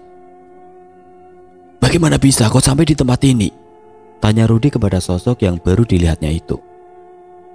"Korban pembunuhan, jasadnya masih berada di laut yang mungkin akan menuju ke pulau ini," jawab Dewi menjelaskan. "Sekarang ayo kita lihat siapa yang datang mengunjungi pulau ini, Ruth," ajak Dewi. Rudi dan Dewi pun perlahan hilang dari pandanganku. Lalu sosok hantu wanita tadi pun pergi melayang tanpa mengucapkan sepatah kata pun. Rita, Pak Soleh dan Pak Mamat yang selalu hadir bertiga itu pun memulai percakapannya denganku. Mereka memintaku untuk membawa bagian kecil dari tulang mereka bila aku dapat pergi dari pulau ini. Awalnya mereka beralasan hanya ingin supaya aku memberikan bagian tulang dari kerangka tubuh mereka kepada keluarganya agar bisa menguburnya di area pemakaman umum. Tapi setelah aku mendesak untuk mengetahui apa alasan mereka yang sebenarnya, barulah Pak Soleh mulai menceritakan nasib buruk yang menimpa mereka. "Saya ini cuma seorang sopir pribadi yang sedang bernasib sial. Ketika menjemput bos saya di sebuah hotel, Mas. Ketika bos saya baru saja masuk ke dalam mobil, tiba-tiba Mbak Rita datang lalu mengetuk-ngetuk kaca mobil. Awalnya saya mau tancap gas, tapi bos saya melarangnya dan meminta saya untuk membukakan pintu mobilnya, ujar Pak Soleh dengan logat Jawanya yang kental. Ketika Mbak Rita sudah berada di dalam mobil, Mbak Rita pun lalu menangis meminta pertanggungjawaban dari bos saya. Bos saya hanya terdiam. Dengan raut wajah dingin, saya memandang wajah bos saya dari spion tengah dan sempat beradu pandang dari kaca spion tersebut. Apakah kamu mendengar ini semua, Pak Soleh? Tanya bos saya dengan suara tegas dan terdengar menakutkan. Kesalahan saya waktu itu adalah menjawab pertanyaan bos saya dengan kalimat pendek. Iya Pak, itu juga karena saya gugup Mas, ucap Pak Soleh. Ketika mendengar jawaban saya itulah, bos saya langsung meminta mengantarnya ke sebuah pergudangan di pinggir laut. Sesampainya kami di tempat itu, bos saya turun dan menghampiri beberapa orang dengan tubuh kekar dan terlihat sedang membicarakan sesuatu. Akhirnya saya dan Mbak Rita disekap di sebuah gudang itu selama beberapa hari. Setelah itu datang Pak Mamat dengan wajah lebam dan tubuh terikat. Orang-orang bertubuh kekar itu melemparkan Pak Mamat ke arah tempat saya dan Mbak Rita berada. Loh, kesalahan Pak Mamat apa? Tanyaku yang makin penasaran. Pak Mamat yang merupakan seorang OB di kantor milik bos saya dan juga tempat di mana Mbak Rita bekerja sudah mengetahui hubungan gelap antara bos saya dan Mbak Rita, Mas. Dia ini bernasib sangat sial, lebih sial dari nasib saya, ujar Pak Soleh sambil tertawa, yang diikuti tawa dari Pak Mamat juga. Kata orang Jawa, orang mangan nangkane tapi kena pulute, ujar Pak Soleh lagi. Setelah itu Rita langsung mengutarakan maksud dan tujuan mereka yang sebenarnya. Tolong bawalah bagian kecil tulang kerangka tubuh kami bertiga. Kami akan menuntut balas atas apa yang sudah menimpa kami, Kak, pinta Rita. Semoga saya bisa keluar dengan selamat dari pulau ini, Mbak, ucapku sambil menatap Rita. Pak Soleh dan Pak Mamat bergantian. Betul, Kak, kami ingin terbebas dari pulau ini, Ibu Dewi yang kini sudah ada di sampingku. Itu pikirkan nanti saja. Sekarang kau harus bersiap, Kak. Beberapa orang sudah ada di tepi pantai. Besok mereka pasti akan menyisir pulau ini, ujar Rudi yang juga sudah kembali. Kau tidak perlu membunuh mereka, Kak. Tugas utamamu nanti hanya membawa kami keluar dari pulau ini. Biar kami yang melumpuhkan mereka. Ambil semua barang milik mereka, lalu tinggalkan mereka di pulau ini, imbu Rudi lagi. Sisanya biar kawan-kawan kita yang mengurus mereka di tempat ini, Ibu Dewi yang terlihat menyeramkan dan membuatku bergidik. Setelah perbincangan kami selesai, Rudi memintaku untuk beristirahat. Sementara Dewi terlihat sedang berbicara dengan Pak Lurah. Terlihat Dewi juga mengelus-ngelus kepala Pak Lurah dan Bu Lurah bergantian. Istirahatlah dulu, Kak. Biar kami yang berjaga. Kawanan Dharma akan memberi tanda jika ada yang mendekat ke tempat ini. Sebaiknya malam ini juga kita lakukan pemburuan itu, Wi, ucapku kepada Dewi. Sebenarnya semakin cepat kau dapat keluar dari pulau ini, itu akan semakin baik, Kak. Aku juga sudah tidak sabar ingin mencekik Angga dan menjatuhkannya dari lantai 30 di apartemennya, ujar Dewi menyeringai. Baiklah kalau begitu, lakukan tugas kalian dan aku akan melakukan tugasku, jawabku. Perlahan aku berjalan menuju tempat persembunyian yang sudah aku siapkan di dekat pantai. Sementara itu Rudi, Dewi, Rita, Pak Soleh, dan Pak Mamat akan memancing orang-orang itu memasuki hutan di pulau ini. Dewi juga mengajak kawanan dari Pak Lurah untuk ikut bersamanya. Rudi terlihat merubah wujudnya menyerupai diriku dan mulai berjalan di tepi pantai, menghampiri 5 orang yang terlihat mengelilingi api unggun yang mereka buat. Ketika salah satu dari orang-orang itu melihat Rudi, mereka pun langsung mengejar Rudi. Tampak terlihat mereka semua memegang senjata api. Orang yang mengejar Rudi pun beberapa kali melepaskan tembakannya ke arah Rudi.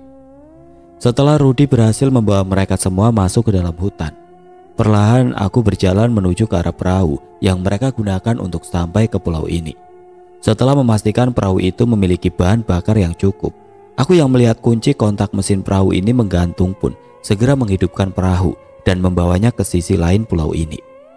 Setelah jarak cukup jauh dari tempat orang-orang itu berada, aku lalu mematikan mesin perahu dan melepaskan pemberat di perairan yang cukup dangkal.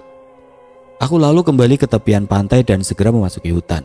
Setelah berjalan perlahan, Pak Mamat yang tiba-tiba saja muncul membuat aku kaget dan hampir saja berteriak. Pak, kalau hadir itu pakai kode, jangan mengagetkan seperti ini, ucapku yang sedikit jengkel dengan ulah Pak Mamat. Kode buntut mas, celetuk Pak Mamat yang tersenyum kepadaku. Alah, bapak ini pasti waktu masih hidup sering pasang buntut ya, ujarku menimpali candaan Pak Mamat. Pasang, tapi gak pernah tembus, jawabnya lagi dengan wajah lugunya. Satu orang sudah pingsan, cepat kamu preteli barang-barangnya. Sisakan saja kaos kutang dan celana pendeknya mas, ucap Pak Mamat yang membuatku tersenyum menahan tawa. Di sebelah mana pak? Tanyaku singkat.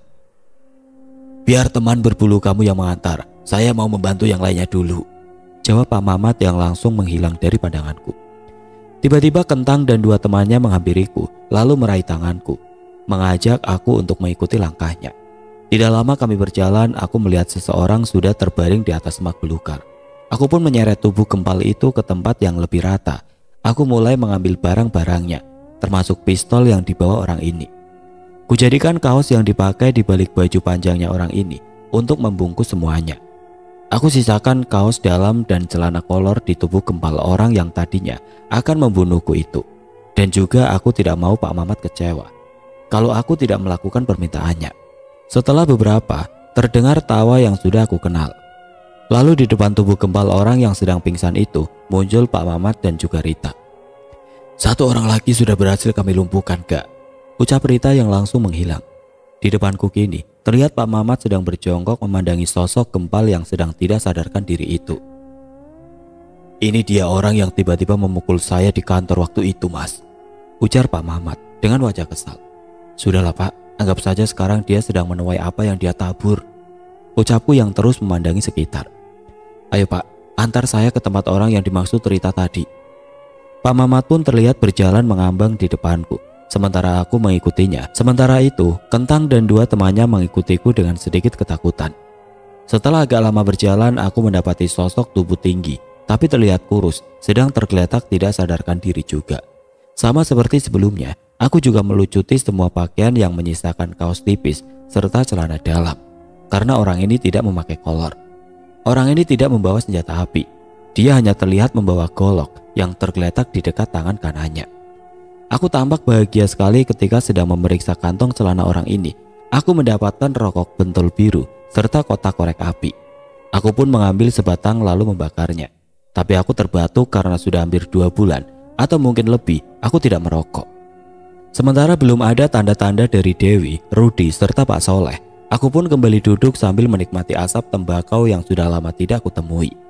Kentang yang terus memperhatikanku pun mengambil sebatang rokok dari bungkusnya lalu menciumi rokok tersebut. Tiba-tiba saja dari arah belakang muncul orang yang menempelkan ujung pistolnya ke arah belakang kepalaku.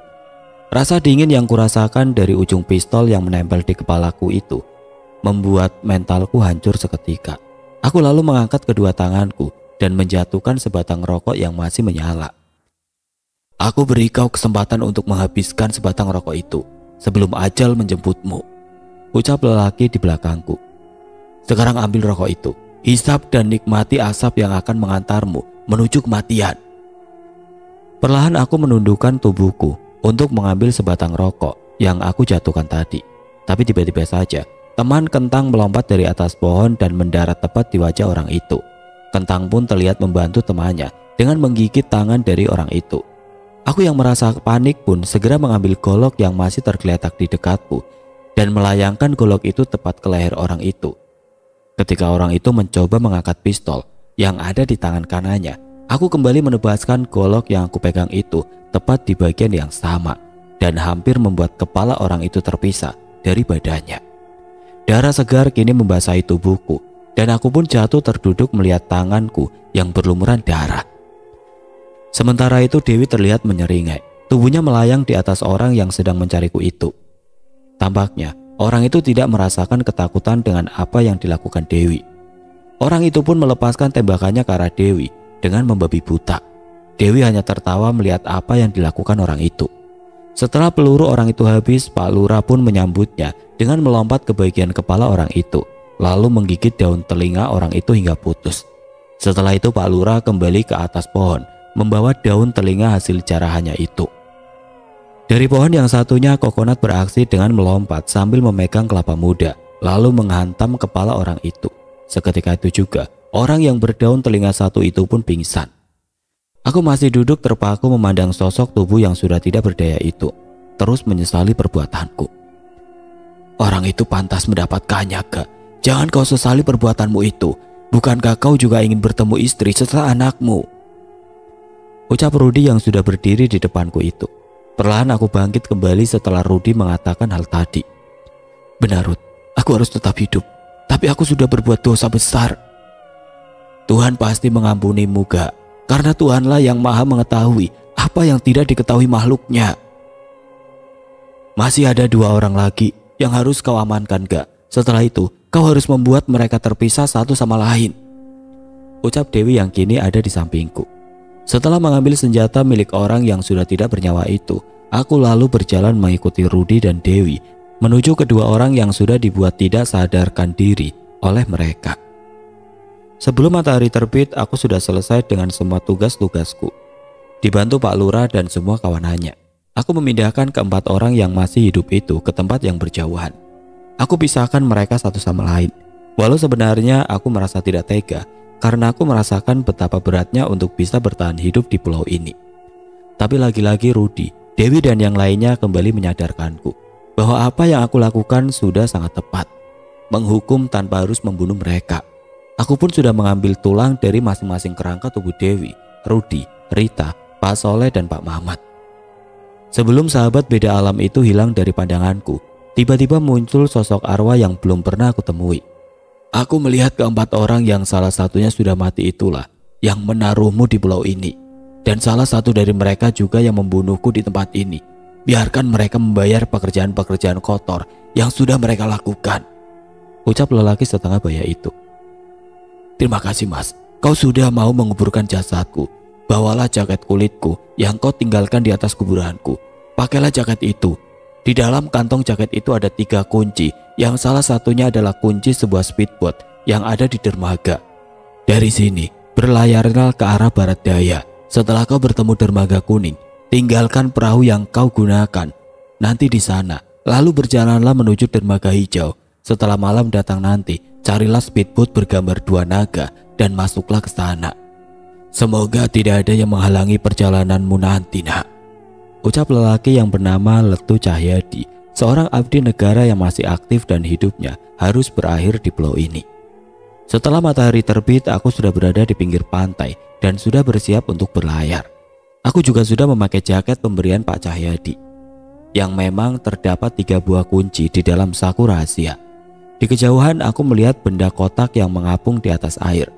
Aku menduga itu adalah koper yang diceritakan hantu yang beberapa kali menakut-nakutiku. Aku pun menyalakan mesin perahu dan segera menghampiri koper itu. Ketika aku berhasil mengangkatnya ke atas perahu, timbul masalah baru yang memang sangat aku khawatirkan. Aku membalikkan arah perahu ini ke tepi pantai sebelah barat. Degup jantungku memburu. Ketika di kejauhan aku melihat sebuah perahu yang sepertinya bergerak ke arah pantai. Setelah sampai di tepi pantai, aku segera membawa koper yang isinya sendiri belum aku ketahui secara pasti. Aku membawanya masuk ke dalam hutan dan menaruhnya di dalam semak-semak. Aku lalu berlari ke arah pantai tempat aku bersiap tadi. Aku mengganti pakaian yang aku kenakan dengan pakaian orang-orang yang aku lucuti semalam. Karena aku berpikir untuk melakukan penyamaran sebelum melawan orang-orang yang semakin mendekat ke arahku. Aku sudah berdiri di pinggir pantai, mengenakan pakaian orang yang membawa sebungkus rokok bentul biru. Di tangan kananku aku memegang sebuah pistol yang masih berisikan banyak peluru. Sementara di tangan kiriku aku memegang HT yang bentuknya besar. Perahu sama seperti perahu yang tadi aku bawa pun mulai terlihat. Tidak lama kemudian, HT yang aku pegang berbunyi menerima panggilan. Tim sabu masuk, di sini tim pantau ganti. Suara yang berasal dari depanku. Aku pun dengan percaya diri menjawab. Tim pantau masuk 10, 2 ganti. Jawabku yang memang sedikit mengerti kode radio. Tim pantau menunggu 10.60 ganti. Balas suara berasal dari kejauhan itu. Aku berpikir keras untuk mengingat-ingat kode yang harus aku ucapkan di HT yang aku pegang ini. Tim sapu masuk, 10.14 tunggu ganti. Keningku mulai berkeringat ketika HT yang aku pegang kembali berbunyi kode yang masih aku ingat-ingat. Aku pun mencoba mengulangi percakapanku dengan mengubah suara seperti suara orang yang sudah kuhabisi semalam. Karena sepertinya dia adalah pimpinan grup ini. Aku bersembunyi di balik pohon lalu menghidupkan kembali HT yang kupegang. Tim sapu di sini, 10-2 ganti. Kondisi aman terkendali ganti. Ucapku dengan suara yang kubuat jadi besar. Tim pantau kepada tim sapu, 10-9 ganti. Tim sapu 10-24 ganti. Ujarku yang berhasil mengingat kode yang harus kusampaikan.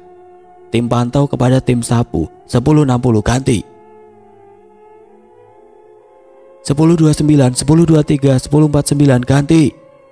10-4, 10-99. Tidak lama kemudian perahu dari tim pantau tampak bergerak kembali ke tengah laut. Aku pun merasa lega setelah itu. Kini aku harus menghitung jarak ke 4 orang yang tadi aku taruh di 4 titik pulau ini. Aku berharap mereka belum terbangun, karena aku masih harus memeriksa koper yang tadi aku ambil. Kalau memang isi koper itu adalah mayat dari wanita itu, maka aku harus segera menguburkannya.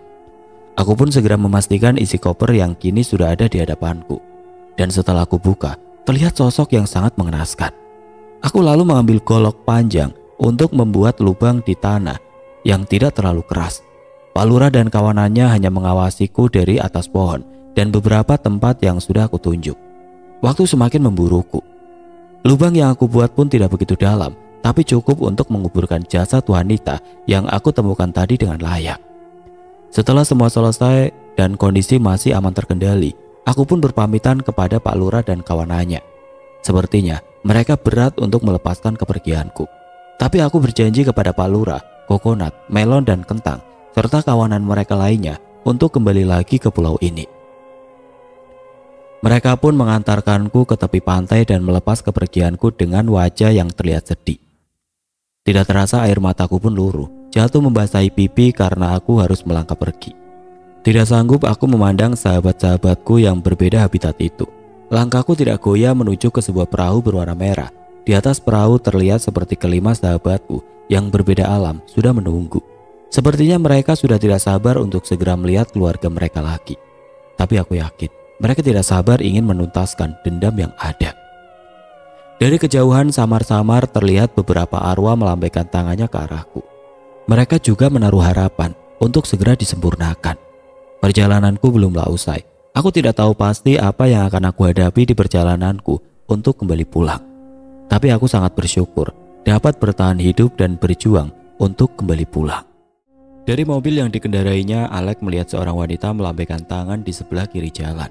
Alek tidak memperdulikan wanita itu dan langsung menambah kecepatan laju kendaraannya. Belum jauh Alek melaju dari tempatnya tadi, dia melihat lagi wanita yang sama dengan melambaikan tangannya. Alek pun merasa heran dan menepikan mobilnya beberapa meter dari tempat wanita berada. Setelah turun dari mobil yang dikendarainya, tiba-tiba Alek terjatuh ketika sosok wanita yang menyeramkan dengan wajah pucat serta kuku-kuku hitam yang panjang melayang di hadapannya. Wanita dengan gaun hitam serta rambut putih itu terus melayang perlahan menghampiri Alek. Alek pun mencoba bangkit dan membuka lagi pintu mobilnya. Ketika Alek berhasil masuk ke dalam mobilnya, di sebelah kirinya sudah ada sosok pria dengan mata melotot dan tubuh yang dipenuhi darah. Alek berteriak sejadi-jadinya dan berusaha keluar lagi dari dalam mobilnya, tapi sialnya pintu mobil yang sudah dengan sekuat tenaga didorongnya tidak dapat dibuka. Karena merasakan takut yang luar biasa, akhirnya Alek pun pingsan di dalam mobilnya. Beberapa hari kemudian, ayah Alek yang bernama Pak Gunawan serta kakak pertama Alek yang bernama Angga pun mulai mencari keberadaannya. Sebuah kertas yang ditemukan Angga di dalam mobil Alek pun membuat ayah dan anak itu mulai was-was dengan hal-hal buruk yang sedang menimpa Alek dan akan menimpa mereka berdua selanjutnya. Selembar kertas yang berlumuran darah dan bertuliskan, "Kami datang dari pulau kematian" itu membuat Pak Gunawan mengumpulkan kembali paranormal dan dukun-dukun sakti yang selama ini membantunya. Tidak lupa juga mereka mengerahkan anak buah mereka menuju pulau kematian itu. Dari 7 orang ahli spiritual yang mereka undang, 3 diantaranya menolak untuk membantu Pak Gunawan dan Angga. Walau bayaran yang ditawarkan Pak Gunawan sangatlah besar, ketika paranormal itu menolak dengan berbagai alasan, tersisalah 4 orang ahli spiritual di dalam ruang kerja milik Pak Gunawan. "Kami sedang berduka saat ini. Anak kami yang bernama Alek beberapa hari lalu meninggalkan mobilnya di sebuah daerah. Sedangkan Alek pun sampai hari ini belum diketahui keadaannya di mana. Saya berharap Anda berempat bisa membantu saya untuk menemukan Alex secepatnya, ujar Pak Gunawan menjelaskan. Penculik itu meninggalkan pesan di dalam mobil milik Alex yang ditemukan oleh Angga. Ibu Pak Gunawan menyerahkan kertas yang sebagiannya berwarna merah itu. Bisakah kalian menemukan anak saya dan mengetahui siapa orang yang berani berurusan dengan keluarga Gunawan, Guntur Aji? Tanya Pak Gunawan. Dan soal bayaran, berapapun itu, biar Angga yang mengurusnya. Kalau keempat orang istimewa ini sudah berkumpul, apa yang tidak dapat kami lakukan, Pak Gun? Jawab salah satu orang yang terlihat memakai pakaian serba hitam itu. Ketiga orang paranormal lainnya hanya tersenyum sambil menganggukkan kepalanya. Di antara keempat pria parubaya itu, terdapat satu perempuan yang usianya belumlah genap 30 tahun. Tapi dia memiliki kemampuan istimewa yang dia dapat sejak lahir. Saraswati, gadis muda ini tidak pernah belajar atau berguru pada siapapun. Semua kemampuan yang dimilikinya sejak dia lahir itu adalah pemberian Sang Pencipta yang maha sempurna. Saraswati sudah banyak menaklukkan jin-jin yang membantu musuhnya, atau makhluk-makhluk astral penunggu suatu tempat. Lalu makhluk-makhluk yang sudah ditaklukkannya dijadikan peliharaan untuk menghadapi musuh-musuhnya. Namun sayangnya, Saraswati salah dalam memilih jalan hidupnya. Dia kerap membantu orang-orang jahat dan pejabat-pejabat korup dengan imbalan yang sangat besar. Di sebelah kanan Saras duduk ada pria parubaya yang menggunakan baju batik berwarna coklat. Orang itu bernama Pak Edi. Pak Edi adalah ahli spiritual dan juga seorang seniman. Keahlian Pak Edi sebagai seniman adalah melukis serta membuat patung dan karya seni lainnya. Sementara keahliannya sebagai seorang paranormal adalah membuat jiwa seseorang bisa terkurung dalam lukisan, serta menghidupkan patung-patung buatannya dengan bantuan jin-jin yang sudah lama ikut dengannya. Di sebelah Pak Edi ada seorang pria berambut panjang yang memiliki ilmu kanuragan dan tenaga dalam yang bernama Darman. Darman adalah murid dari Mbah Jarot, dukun yang penampilannya sangat menyeramkan dan banyak ditakuti lawan ataupun kawannya. Lelaki yang sudah beruban dengan kumis panjang itu selalu berpakaian serba hitam dan di bagian pinggangnya tergantung banyak jimat yang mengelilingi tubuhnya. Dan di beberapa jari tangannya ada batu berwarna hitam yang terlihat begitu besar. Untuk bayarannya, kami minta 1 miliar untuk satu orang. 40%-nya tolong ditransfer sebelum kami meninggalkan istana Tuan Gunawan ini. Karena sepertinya musuh yang kita hadapi ini bukanlah orang sembarangan. Mengingat sebelum kejadian ini, saya sudah membekali Mas Alex dengan 2 jin yang memiliki ilmu yang tinggi, ujar Mbak Jarot menjelaskan. Mas Angga, tolong urus uang Mbak Jarot, Pak Edi, Mas Darman dan juga Mbak Saras. Ingat apa yang baru saja dikatakan Mbak Jarot tadi, ucap Pak Gunawan yang dibalas anggukan kepala oleh Angga. Setelah keempat paranormal itu pergi dari kediaman Pak Gunawan, mereka lalu menuju ke rumah Mbak Jarot untuk membicarakan pekerjaan mereka ini. Bagaimana Ras? Apakah kau sudah memiliki penglihatan atau bayangan tentang sosok yang menculik bocah itu? Tanya Mbak Jarot kepada Saras yang disambut gelengan kepala dirinya. Saraswati, apa aku harus memaksamu? Ucap Mbak Jarot dengan nada suara tinggi lalu menggebrak meja yang ada di hadapannya. Sabar Mbak, mungkin Mbak Saras belum melakukan penerawangan sehingga dia juga belum mengetahuinya, jawab Pak Edi dengan logat Jawa yang terdengar halus. Aku tahu kemampuan Saraswati Pak Edi, tapi rupanya.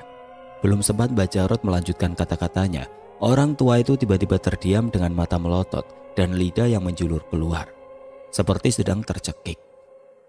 Darman yang akan membantu gurunya pun terlihat diam, tidak bergerak, seperti sedang terikat pada kursi kayu tempatnya duduk. Dengarlah orang tua, kau pikir aku mau untuk kau jadikan bonekamu? Ucap Saraswati yang terlihat duduk dengan tenang sambil terus tersenyum ke arah Mbak Jarot dan juga muridnya. Kau yang menyanggupinya, tapi kami yang harus bekerja, sedangkan kau hanya duduk diam menikmati uang yang sudah kau dapat.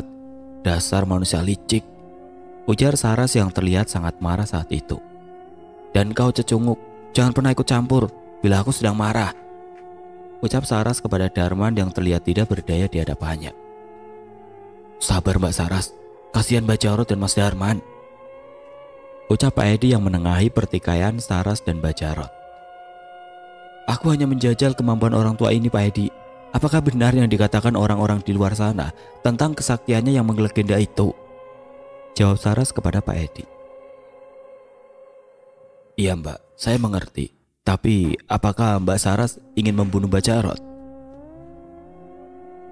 Sepertinya tidak untuk saat ini, Pak. Jawab Saras yang mulai mendekati Mbak Jarot. Aku rasa kau masih bisa mendengar semua yang kami ucapkan, Pak Tua. Tanya Saras kepada Mbak Jarot yang masih terlihat seperti tercekik itu. Tolong lepaskan Mbak Jarot dan Mas Darman, Mbak. Ucap Pak Edi yang terlihat mengibah. Saras selalu memejamkan matanya dan perlahan Mbak Jarot pun dapat bergerak, walau terlihat sangat lemah. Darman yang juga terlihat sudah sadar pun ia mengambilkan segelas air putih untuk gurunya. Di atas langit, masih ada langit. Jangan merasa kaulah yang paling hebat orang tua. Ucap Saraswati yang berlalu pergi meninggalkan Pak Edi dan Mbak Jarot. Kenapa kau tidak membantuku, Pak Edi? Ujar Mbak Jarot yang terlihat kesal kepada Pak Edi. Sebelum kita meninggalkan rumah Pak Gunawan, Mbak Saras sudah mengunci semua perewangan saya, Mbak. Dan juga Mbak Saras sudah tahu jimat dan pusaka milik sampean. Kau juga, Darman. Kenapa kau malah diam saja melihat guru sepumu sedang kesulitan? Dasar murid wedus. Ucap Mbak Jarot kepada Darman yang sedang membawakan air minum untuk Pak Edi dan gurunya itu. Sudah, sekarang pergilah ke rumah Guru Anomu. Minta dia untuk menghentikan laku tirakatnya dan bawa dia ke sini. Ujar Mbak Jarot kepada Darman. Tanpa banyak berkata, Darman lalu berpamitan dan bergegas pergi. Sial, dapat uang banyak bukan senang malah pusing. Yang menang kali ini adalah Mbak Saras. Dapat uang, langsung pergi. Jawab Pak Edi dengan tawanya. Lalu siapa yang dapat membantu kita, Pak Edi? Tanya Mbak Jarot yang kini terlihat lebih serius. Sepertinya yang bisa memecahkan masalah ini hanyalah Ki Dalang, Mbak.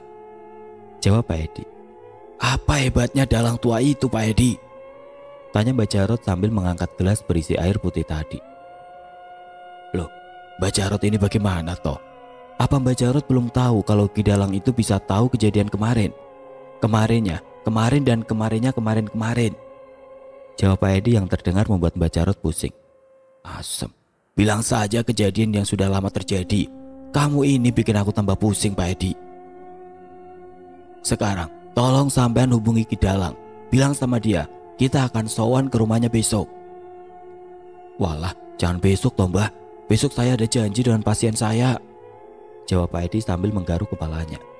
Ya wes, bilang ke Ki Dalang, kita akan ke rumahnya. Besoknya lagi. Ucap Mbak Jarot sambil melempar kain ke arah wajah Pak Edi, lalu berjalan memasuki kamarnya. Loh Mbah, iki piye toh?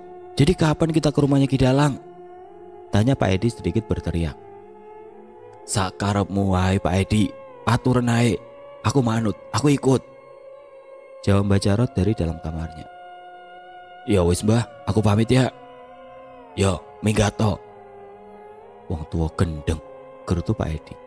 Pak Edi pun lalu bergegas pergi dari rumah Mbak Jarot. Di tengah perjalanan ketika sedang fokus mengendarai mobilnya, Pak Edi dikagetkan dengan kemunculan Saraswati yang sudah berada di dalam mobilnya. Astaga, kaget aku mbak. Ucap Pak Edi. Sampean ini loh, pokoknya hebat Mbak. Baru sampean yang berani menentang kemauan Mbak Jarot dan sampai langsung membuat Mbak Jarot KO. Ibunya lagi. Oh ya, sejak kapan Mbak Saras ada di dalam mobil saya? Tanya Pak Edi dengan tertawa heran. Baru saja Pak, jawab Saras dengan santai sambil melangkahkan kaki menuju jok depan. Bapak mau saya pindah ke puncak Gunung Merapi? Tanya Saras menggoda Pak Edi. Walah yo jangan toh Mbak, nanti gimana kalau gunungnya meledos? Pak, saya hanya menyarankan, ini hal terbaik untuk Bapak. Iya Mbak, bagaimana Mbak? Saya nurut kok. Jawab Pak Edi yang terlihat agak gugup di hadapan Saras. Bapak ndak usah ikut campur untuk mencari tahu siapa yang membunuh Angga. Lebih baik gunakan uang yang Bapak dapat dari Pak Gunawan tadi untuk membuka galeri di Jogja. Waduh, kalau soal uang saya akan mengembalikannya Mbak. Kalau saya ndak kerja ya ndak bisa saya ambil uang itu. Dan saya akan ikuti saran dari Mbak Saras. Pasti. Anggap saja uang itu untuk membayar waktu kita yang terpakai untuk datang ke rumah Gunawan, balas Saras. Ya, kalau menurut Mbak Saras begitu, ya saya ikut saja.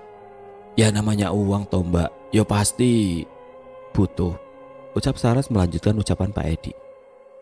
Dan untuk keselamatan Bapak juga, hari ini Bapak langsung saja ke Jogja. Nanti saya hubungi kembali jika saya memerlukan bantuan Pak Edi. Iya Mbak, tapi kalau saya boleh tahu, siapa ya yang menculik anaknya Pak Gunawan? Tanya Pak Edi yang sedang fokus menatap ke depan. Ketika dia menoleh ke sebelah kiri, Sarah sudah menghilang dan dia pun sedang sendiri saat ini. Asem, sakti tenan bocah ayu kui, gerutu Pak Edi dalam hati. Di pulau milik keluarga Gunawan, tempat Arga dan yang lainnya dibuang, terlihat sangat sunyi. Anak buah dari Pak Gunawan dan juga Angga tidak menemukan 5 orang yang dikirimnya beberapa hari lalu. Mungkin 4 orang yang masih hidup dan telah dipisahkan keberadaannya satu sama lain oleh Arga tidak mampu bertahan hidup di sana. Dengan rasa kecewa, Angga yang ikut terjun langsung ke pulau itu kembali teringat akan Dewi yang pernah ditinggalkannya sendirian di pulau itu. Angga pun akhirnya memutuskan untuk menyudahi pencarian itu dan segera kembali ke dermaga yang juga menjadi markas besar mereka. Sesampainya Angga di ruang kerjanya yang berada di dekat dermaga itu, Angga mulai menelpon beberapa anak buahnya yang sedang mencari keberadaan Alek. Ketika belum lama Angga menaruh gagang telepon kantor yang ada di mejanya itu, tiba-tiba telepon itu berdering. Angga pun bergegas mengangkatnya dan ketika terdengar suara orang di ujung telepon itu, jantung Angga berdegup kencang dan dia terlihat sangat ketakutan. Halo Mas Angga, ini aku Dewi Mas. Suara yang sudah 14 tahun tidak didengarnya kini kembali menyapanya di ujung telepon. Ini siapa ya? Tanya Angga dengan suara terbata. Suara di ujung telepon tadi terdengar seperti suara Dewi pun seketika berubah menjadi suara perempuan yang sangat menakutkan. Aku dan Rita akan segera datang, jawab suara perempuan yang terdengar serak dan mengerikan. Mendengar itu Angga pun membanting gagang teleponnya dan berlari keluar ruangannya, berharap ada seseorang di tempatnya berada saat itu. Tapi sialnya, bangunan besar dengan atap yang sangat tinggi itu terlihat sepi. Angga berlari menuju mobilnya dan berharap bertemu Pak Aep, sopir pribadinya. Di kejauhan terdengar suara seperti orang memanggil-manggil namanya. Tapi Angga malah pergi menuju parkiran mobil di bagian belakang bangunan ini. Sesampainya di depan mobilnya, Angga yang sedang ketakutan pun langsung merasa lega ketika dia melihat di dalam mobilnya Pak Asep sudah menunggu dirinya. Pak Angga mau kemana sih? Kok buru-buru banget? Ucap pria di balik kemudi sedan mewah milik Angga. Kita pulang ke rumah saya Pak, cepat Pak, ucap Angga dengan nafas tersegal-segal. Tapi tiba-tiba dari arah depan tempat Angga duduk muncul Pak Soleh dengan wajah pucat dan tubuhnya terlihat sangat kurus. Makhluk yang menyerupai Pak Soleh itu menyeringai ke arah Angga. Ada pesan dari Mbak Dewi dan Mbak Rita Pak, ucap hantu Pak Soleh yang terlihat menyeramkan dengan suara yang terdengar berat. Lalu sebelum Angga kehilangan kesadarannya, Rita muncul dengan gaun putih serta wajah yang sangat pucat sedang duduk terdiam di sebelah Angga. Di dalam ruangan khusus miliknya yang penuh dengan pernak-pernik yang menyeramkan, Mbak Jarot terlihat sedang melakukan komunikasi dengan makhluk-makhluk peliharaannya. Hadirlah kau penghuni sumur bundar, hadirlah, ucap Mbak Jarot sambil menaburkan sesuatu di atas nyala bara api. Wahai penghuni sumur bundar, datanglah. Kuhadiahkan kau hidangan kesukaanmu, datanglah. Ucapnya lagi namun tidak ada tanda-tanda akan kehadiran jin penghuni sumur bundar yang dipanggil Mbak Jarot. Mbak Jarot yang merasa kesal pun melakukan panggilannya sekali lagi. Wahai jin bogel penghuni sumur tua, datanglah. Namun masih sama, tidak ada apa-apa selain asap tebal yang mengepul dari tempatnya membakar kemenyan. Dasar jin budak, celetuk kesal Mbak Jarot. Dia pun menghentikan ritualnya dan keluar dari dalam ruangan khusus miliknya. Halo, Pak Edi, apakah sampean sudah menghubungi Ki Dalang? Ucap Mbak Jarot yang sedang menelpon Pak Edi. Maaf Mbah, saya sedang di Jogja, sampean hubungi sendiri Ki Dalang ya, jawab Pak Edi di ujung telepon. Walah, sampean ini bagaimana toh Pak Edi? Gerutunya sambil membanting gagang teleponnya. Ini pasti ulah Saraswati. Dia pasti telah membuat Pak Edi menuruti apa yang dia mau. Tunggu pembalasanku, Ras. Kamu akan menangis memohon belas kasihanku nanti, ucap Mbak Jarot. Mbak Jarot yang terduduk di ruang tamu rumahnya terus menggerutu menyalahkan Saraswati yang mengunci jin-jin peliharaannya dan juga menjauhkan dari Pak Edi. Tidak lama kemudian pintu rumah Mbak Jarot diketuk oleh seseorang yang membuatnya merasa terkejut. Dia merasakan aura yang begitu hebat sedang ada di depan rumahnya saat ini. Mbak Jarot hanya pasrah karena dia tidak membawa jimat-jimat penguatnya, lalu perlahan membukakan pintu rumahnya. Mbak Jarot, sesepuh kami, apa kabar, Mbak? Tanya seseorang yang terlihat lebih tua darinya. Loh, Ki Dalang, kabar baik, Ki, ucap Mbak Jarot lalu mencium tangan Ki Dalang. Ki Dalang segera menarik jin-jin perewangannya serta mengendurkan tenaga dalam yang dilepaskannya. Monggo, silakan masuk, Ki, ucap Mbak Jarot kepada Ki Dalang. Kau berurusan dengan iblis yang berasal dari sebuah pulau, Mbak Jarot. Sangat sulit sekali mengalahkan mereka, karena tujuan mereka datang adalah untuk menuntaskan dendam kepada orang-orang yang sedang kau bantu, ujar Ki Dalang menjelaskan pada Ki Jarot. Lalu bagaimana kita bisa mengalahkan setan yang sedang mengincar keluarga Pak Gunawan, Ki Dalang? Tanya Mbak Jarot yang merasa sangat lega karena kedatangan Ki Dalang ternyata memang untuk membantunya. Sabar dulu, Mbak Jarot, saya mau bagian saya juga di awal pekerjaan ini, Mbak, jawab Ki Dalang dengan tertawa. Terang saja, Ki, uang tidak masalah buat saya. Sebentar, saya ambilkan bagian Ki Dalang. Mbak Jarot keluar dari kamarnya dengan membawa tas hitam yang berisi tumpukan uang berwarna merah dan biru. Monggo, ini bagian sampean, Ki, ucap Mbak Jarot yang disambut senyuman dari Ki Dalang. Tidak lama setelah itu, telepon rumah Mbak Jarot pun berdering. Dan setelah berbicara singkat melalui saluran telepon, Mbak Jarot lalu mengajak Ki Dalang untuk pergi ke rumah Pak Gunawan. Kedua orang sakti itu lalu pergi menuju rumah Pak Gunawan ditemani Darman serta Joko, murid dari Ki Dalang. Angga nampak terlihat sangat memprihatinkan di dalam kamar kosong yang disediakan oleh Pak Gunawan. Dia kadang tertawa, menangis dan berlari ketakutan. Angga saat ini bisa dibilang sudah hilang kewarasannya. Ini di luar kemampuan saya, Ki, bisik Mbak Jarot kepada Ki Dalang yang sedang menatap Angga dengan tajam. Ini seperti ilmu yang dimiliki oleh Mas Edi. Dia bisa memenjarakan sukma seseorang dalam lukisan yang dibuatnya melalui ritual-ritual khusus, ujar Ki Dalang. Tapi jelas ilmu ini bukan milik Mas Edi karena tidak ada celah yang dapat saya tembus, Mbak, imbu Ki Dalang. Apakah Ki Dalang pernah adu ilmu dengan Pak Edi? Tanya Mbak Jarot. Dulu sebelum kami berteman, saya pernah menolong orang yang menjadi gila karena ritual Pak Edi.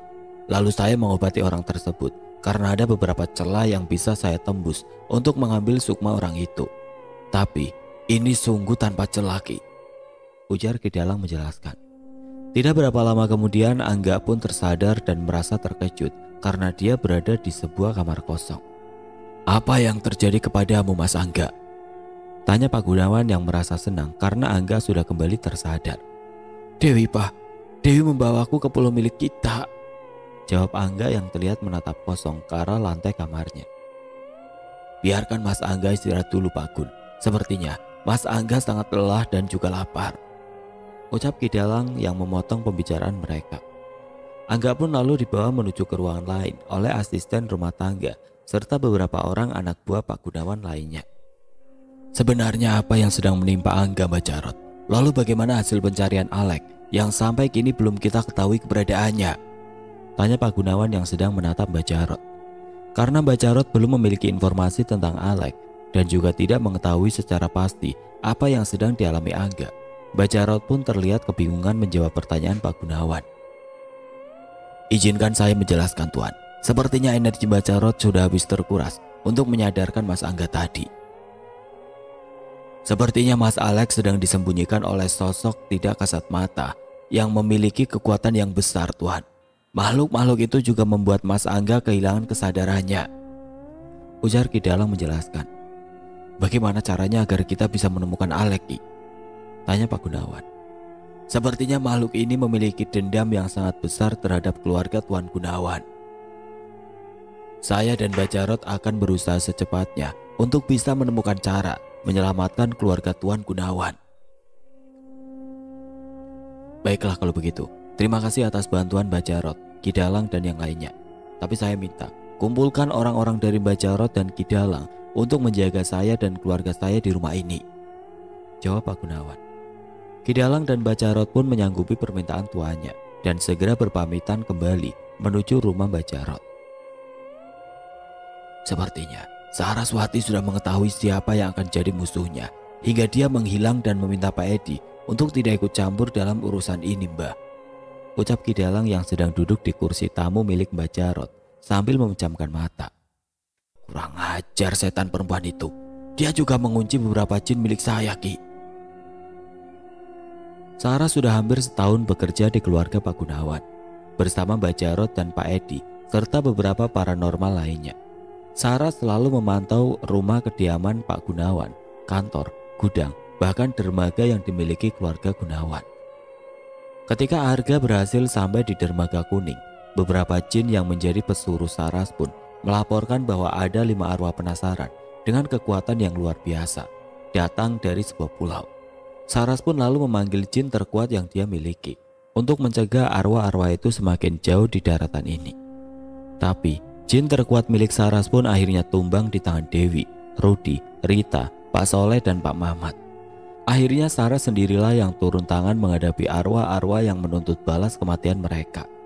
Pertempuran pun urung terjadi ketika Dewi menceritakan apa yang mereka alami dan membawa Saras masuk ke dimensi di mana Angga dan juga ayahnya membunuh mereka. Saras pun sangat kesal atas apa yang Dewi, Rudi, Rita dan yang lain alami. Sejak saat itulah Saras memutuskan untuk pergi dari lingkaran keluarga Gunawan. Saras kini terlihat bersama Arga di sebuah perkampungan. Rupanya merekalah yang membawa Alek ke sebuah rumah kecil di sebuah daerah. Kondisi Alek sama seperti kondisi Angga yang kadang menangis, tertawa dan terlihat termenung. Karena Sukma Alek sedang dibawa ke dimensi lain dan menyaksikan pembantaian-pembantaian itu dilakukan, Arga selalu memberi makan Alek tepat pada waktunya. Dia tidak ingin Alek mati sebelum Alek mengembalikan apa yang telah ia rampas dari Arga. Simpanlah tulang-tulang yang kau bawa dari pulau itu baik-baik, Kak. Kalau sampai dukun-dukun licik yang membantu Gunawan bisa mendapatkan tulang itu, maka nyawa kita yang akan jadi taruhannya, ujar Saras menjelaskan kepada Arga. Potongan tulang dari kerangka-kerangka teman barumu itulah yang bisa membuat kelimanya menjadi kuat. Kalau tulang itu dihancurkan dan dibuang ke lautan, maka kelima temanmu akan kembali lagi ke pulau tempat mereka dikuburkan, ucap Saras yang terlihat sangat serius gini. Baiklah Ras, aku tidak akan mengecewakan teman-teman baruku itu. Tanpa mereka, mungkin aku sudah tidak dapat bertemu lagi dengan keluargaku saat ini. Sejak mengetahui hal buruk yang sedang menimpa keluarganya, Pak Gunawan meminta Mbak Jarot dan Kidalang untuk menaruh orang-orang pilihannya untuk menjaga keluarganya dari serangan arwah-arwah penasaran itu. Beberapa orang paranormal pun nampak bekerja hampir di setiap sudut rumah Pak Gunawan. Darman, Joko, Komar, dan Alim tampak berada di ruang tamu dan ruang keluarga. Di belakang rumah ada Marwan, Aris, dan Bambang. Lalu di bagian depan ada Ki Tulang, adik seperguruan Mbak Jarot yang mengawasinya. Belum lagi orang-orang biasa, anak buah dari Alek, Angga, serta Pak Gunawan. Mereka ikut dikerahkan juga menemani paranormal yang disiapkan oleh Kidalang dan Mbak Jarot. Pak Gunawan merasa lebih lega setelah dia meyakini keadaannya kini sudah aman, dan Angga pun kembali terlihat pulih, walaupun Angga terlihat lebih banyak diam dengan pandangan yang kosong. Setelah merasa aman, Pak Gunawan pun beraktivitas seperti biasanya. Dia tidak merasa terganggu dengan kehadiran orang-orang yang ada di sekitarnya. Sementara itu Kidalang yang sudah berhasil mengetahui keberadaan Alek pun sedang melakukan persiapan untuk membawa kembali Alek dan juga untuk memberi Saras pelajaran tentunya. Tapi satu hal yang tidak diketahui Kidalang lewat cincin peliharaannya adalah tentang kelima arwah yang sebenarnya ikut mengawasi tempat Arga, Saras dan juga Alek berada.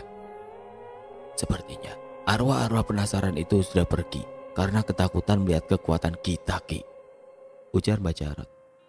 Sepertinya memang begitu, Mbah. Apalagi di sini sudah ada Pak Edi yang siap mengurung Saraswati dengan kemampuannya, Setelah Saraswati berhasil aku kalahkan, Mbah, jawab Kidalang yang merasa percaya diri dengan kemampuannya. Di tempatnya berada Saras yang sedang berkomunikasi dengan arwah Dewi dan Rita pun sedang mengatur rencana selanjutnya. Saras meminta arwah Rita, Pak Soleh dan Pak Mamat untuk menemani Arga yang akan dipindahkannya ke tempat persembunyiannya yang lain. Sementara arwah Dewi dan Rudi diminta untuk menjelma menjadi sosok Arga dan Alek. Terima kasih Ras, kau sudah banyak membantu kami, ucap Dewi dengan senyum riangnya. Sebenarnya aku tidak sedang membantumu, Wi. Saat ini aku sedang membantu diriku sendiri memperbaiki semua kesalahan yang sudah aku lakukan. Ternyata selama ini aku sudah dibutakan oleh kenikmatan dunia dengan kemampuan yang aku miliki. Aku malah membantu manusia-manusia biadab seperti mereka. Dan saat inilah aku rasa waktu yang tepat untuk memperbaikinya. Ibu Saras dengan mata berkaca-kaca. Syukurlah Ras, hatimu sudah diketuk oleh cahaya kebenaran. Dan jangan kau sia-siakan lagi anugerah dari Sang Maha Pencipta yang diberikan kepadamu. Sepertinya mereka sudah datang, Wi, ucap Rudi yang mulai merasakan kedatangan cincin suruhan Kidalang. Ayo, kita selesaikan ini, Rud, agar kita leluasa membalaskan dendam kita. Sebelum Kidalang, Bajarot dan Pak Edi sampai di tempat Saras berada, Jin-Jin anak buah mereka sudah lebih dulu bertarung melawan Saras, arwah Dewi dan juga arwah Rudi. Saras yang memiliki kemampuan alami untuk menundukkan jin-jin jahat pun tidak kesulitan menghadapi musuh-musuhnya. Apalagi Saras yang dibantu arwah Dewi dan Rudi yang memiliki kekuatan yang besar. Tapi dari kejauhan Saras mendengar suara gamelan dan suara gending Jawa yang membuatnya merasa kesakitan di bagian telinganya. Saras jatuh terduduk sementara arwah Rudi dan Dewi masih terus bertarung menghadapi gempuran dari jin-jin suruhan Kidalang. Kondisi pertarungan pun berubah ketika makhluk-makhluk gaib lainnya terus berdatangan dan menyerang mereka. Saras terlihat semakin melemah ketika kedua lubang hidung dan telinganya mengeluarkan darah. Sepertinya Saras benar-benar sudah tidak berdaya malam ini. Arwah Dewi yang mencoba membantu Saras pun tidak dapat berbuat banyak ketika Mbak Jarot mendobrak pintu rumah tempat Saras berada. Setelah itu Kidalang lalu menyiramkan air laut ke dalam ruangan itu, yang membuat arwah Rudi dan Dewi segera pergi karena kekuatan mereka melemah. Di mana kau sembuhkan Alek, Cak Ayu? Tanya Kidalang sambil masih melihat kondisi sekitarnya. Bajarot yang masih merasa sangat marah kepada Saras pun lalu menampar keras wajah Saras hingga dia jatuh terkapar.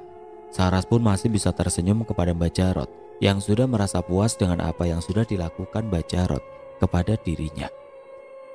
Lepaskan cincin peliharaanku perempuan setan, ujar Bajarot yang sedang murka. Saras yang masih tersenyum pun mulai menghitung dengan suara pelan. 1, 2, 3. Ketika Kidalang sedang membacakan mantra-mantra untuk menundukkan Saras, tiba-tiba Pak Edi masuk membawa papan kayu jati tebal yang berukiran abstrak dan langsung menyerang Kidalang dan Pak Edi, memukul Kidalang sekuat tenaga dengan papan yang dibawanya itu. Kidalang yang tengah fokus kepada Saras tidak menyadari kalau tubuhnya akan ambruk karena pukulan dari sebuah benda keras. Bajarot yang tertegun melihat kejadian itu pun terpaku sesaat, sebelum akhirnya dia membantu Kidalang dan menyerang Pak Edi. Tapi semuanya sudah terlambat. Saras yang sudah tidak terikat oleh mantra-mantra Kidalang serta suara gamelan dan gending Jawa yang sudah menghilang pun kembali bangkit dan menyerang Bajarot dari jarak yang cukup dekat. Kidalang yang masih sempat melakukan perlawanan pun kembali tersungkur ketika Pak Edi terus membacakan mantra sambil tangan kirinya memegang papan kayu jati yang berukiran abstrak tadi. Apa yang kau lakukan, Edi? Mengapa kau menyerangku? Tanya Kidalang yang terlihat sudah tidak berdaya. Menyampaikan salam dari keluarga Prawiryo yang sudah menjadi korban dari kejahatan sampeyan, Ki. Siapa kau sebenarnya? Tanya Kidalang lagi. Aku adalah anak bungsu dari Hadi Parwiryo, orang yang sudah mengantarmu menjadi sosok yang disegani, tapi jasanya kau balas dengan hal keji. Perlahan tubuh Kidalang ambruk dan tidak sadarkan diri. Sementara itu Bajarot tetap berdiri dengan mata melotot dan lidah yang menjulur keluar. Jangan membunuhnya, Mbak, ucap Pak Edi yang masih terlucu walau tatapannya terlihat tajam. Mungkin karena logat Jawa yang terdengar sehingga Pak Edi tidak seseram dukun-dukun lainnya. "Aku hanya menahannya, Pak. Terima kasih Pak Edi mau datang membantu saya," jawab Saras. "Malam ini bukan hanya para arwah yang mati penasaran yang sedang membalaskan dendamnya, tapi kita yang masih hidup pun sudah melakukannya," balas Pak Edi. "Saya yang sangat berterima kasih kepada Mbak Saras. Berkat bantuan Mbak Saras, kini Bapak dan Ibu saya yang sudah menjadi korban kelicikan Ki Dalang pun bisa tenang di alam sana. Itu semua berkat rencana matang yang Mbak Saras buat," imbuh Pak Edi. Arwah Dewi, Rudi, Rita, Pak Soleh, dan Pak Mamat pun segera bergerak menuju ke rumah Pak Gunawan untuk melampiaskan dendam-dendam mereka. Sementara itu Alek yang sudah sadar kini berhadapan langsung dengan Arga. Alek mengaku sangat menyesali perbuatannya kepada Arga. Semua kejadian yang menimpa Arga adalah perintah ayahnya, karena Alek belum pernah melakukan kejahatan apapun selama dia berbisnis. Alek pun bersedia mengembalikan semua aset milik Arga yang sudah diambil alih keluarganya. Dan Alek pun bersedia membantu Arga untuk membawa pulang kerangka-kerangka manusia yang ada di sana. Tapi itu bukanlah hal mudah, karena masih ada 2 orang bos besar yang ikut mengelola bisnis dari pulau itu. Ki Dalang dan Bajarot kini terlihat seperti orang gila akibat sukmanya terkurung dalam kayu jati berukiran abstrak milik Pak Edi. Saras, Arga dan Alek membawa Ki Dalang dan Bajarot menuju ke rumah Pak Gunawan. Sesampainya mereka di rumah Pak Gunawan, terlihat kelima sosok arwah penasaran yang sudah menyelesaikan dendamnya. Mereka pun meminta maaf kepada Alek dan meminta untuk menyudahi bisnis keji ayahnya. Pak Gunawan dan Angga pun akhirnya menemui ajalnya. Kematian mereka sungguh sangat mengerikan. Rupanya para arwah dari pulau kematian itu benar-benar melampiaskan dendam kesumatnya.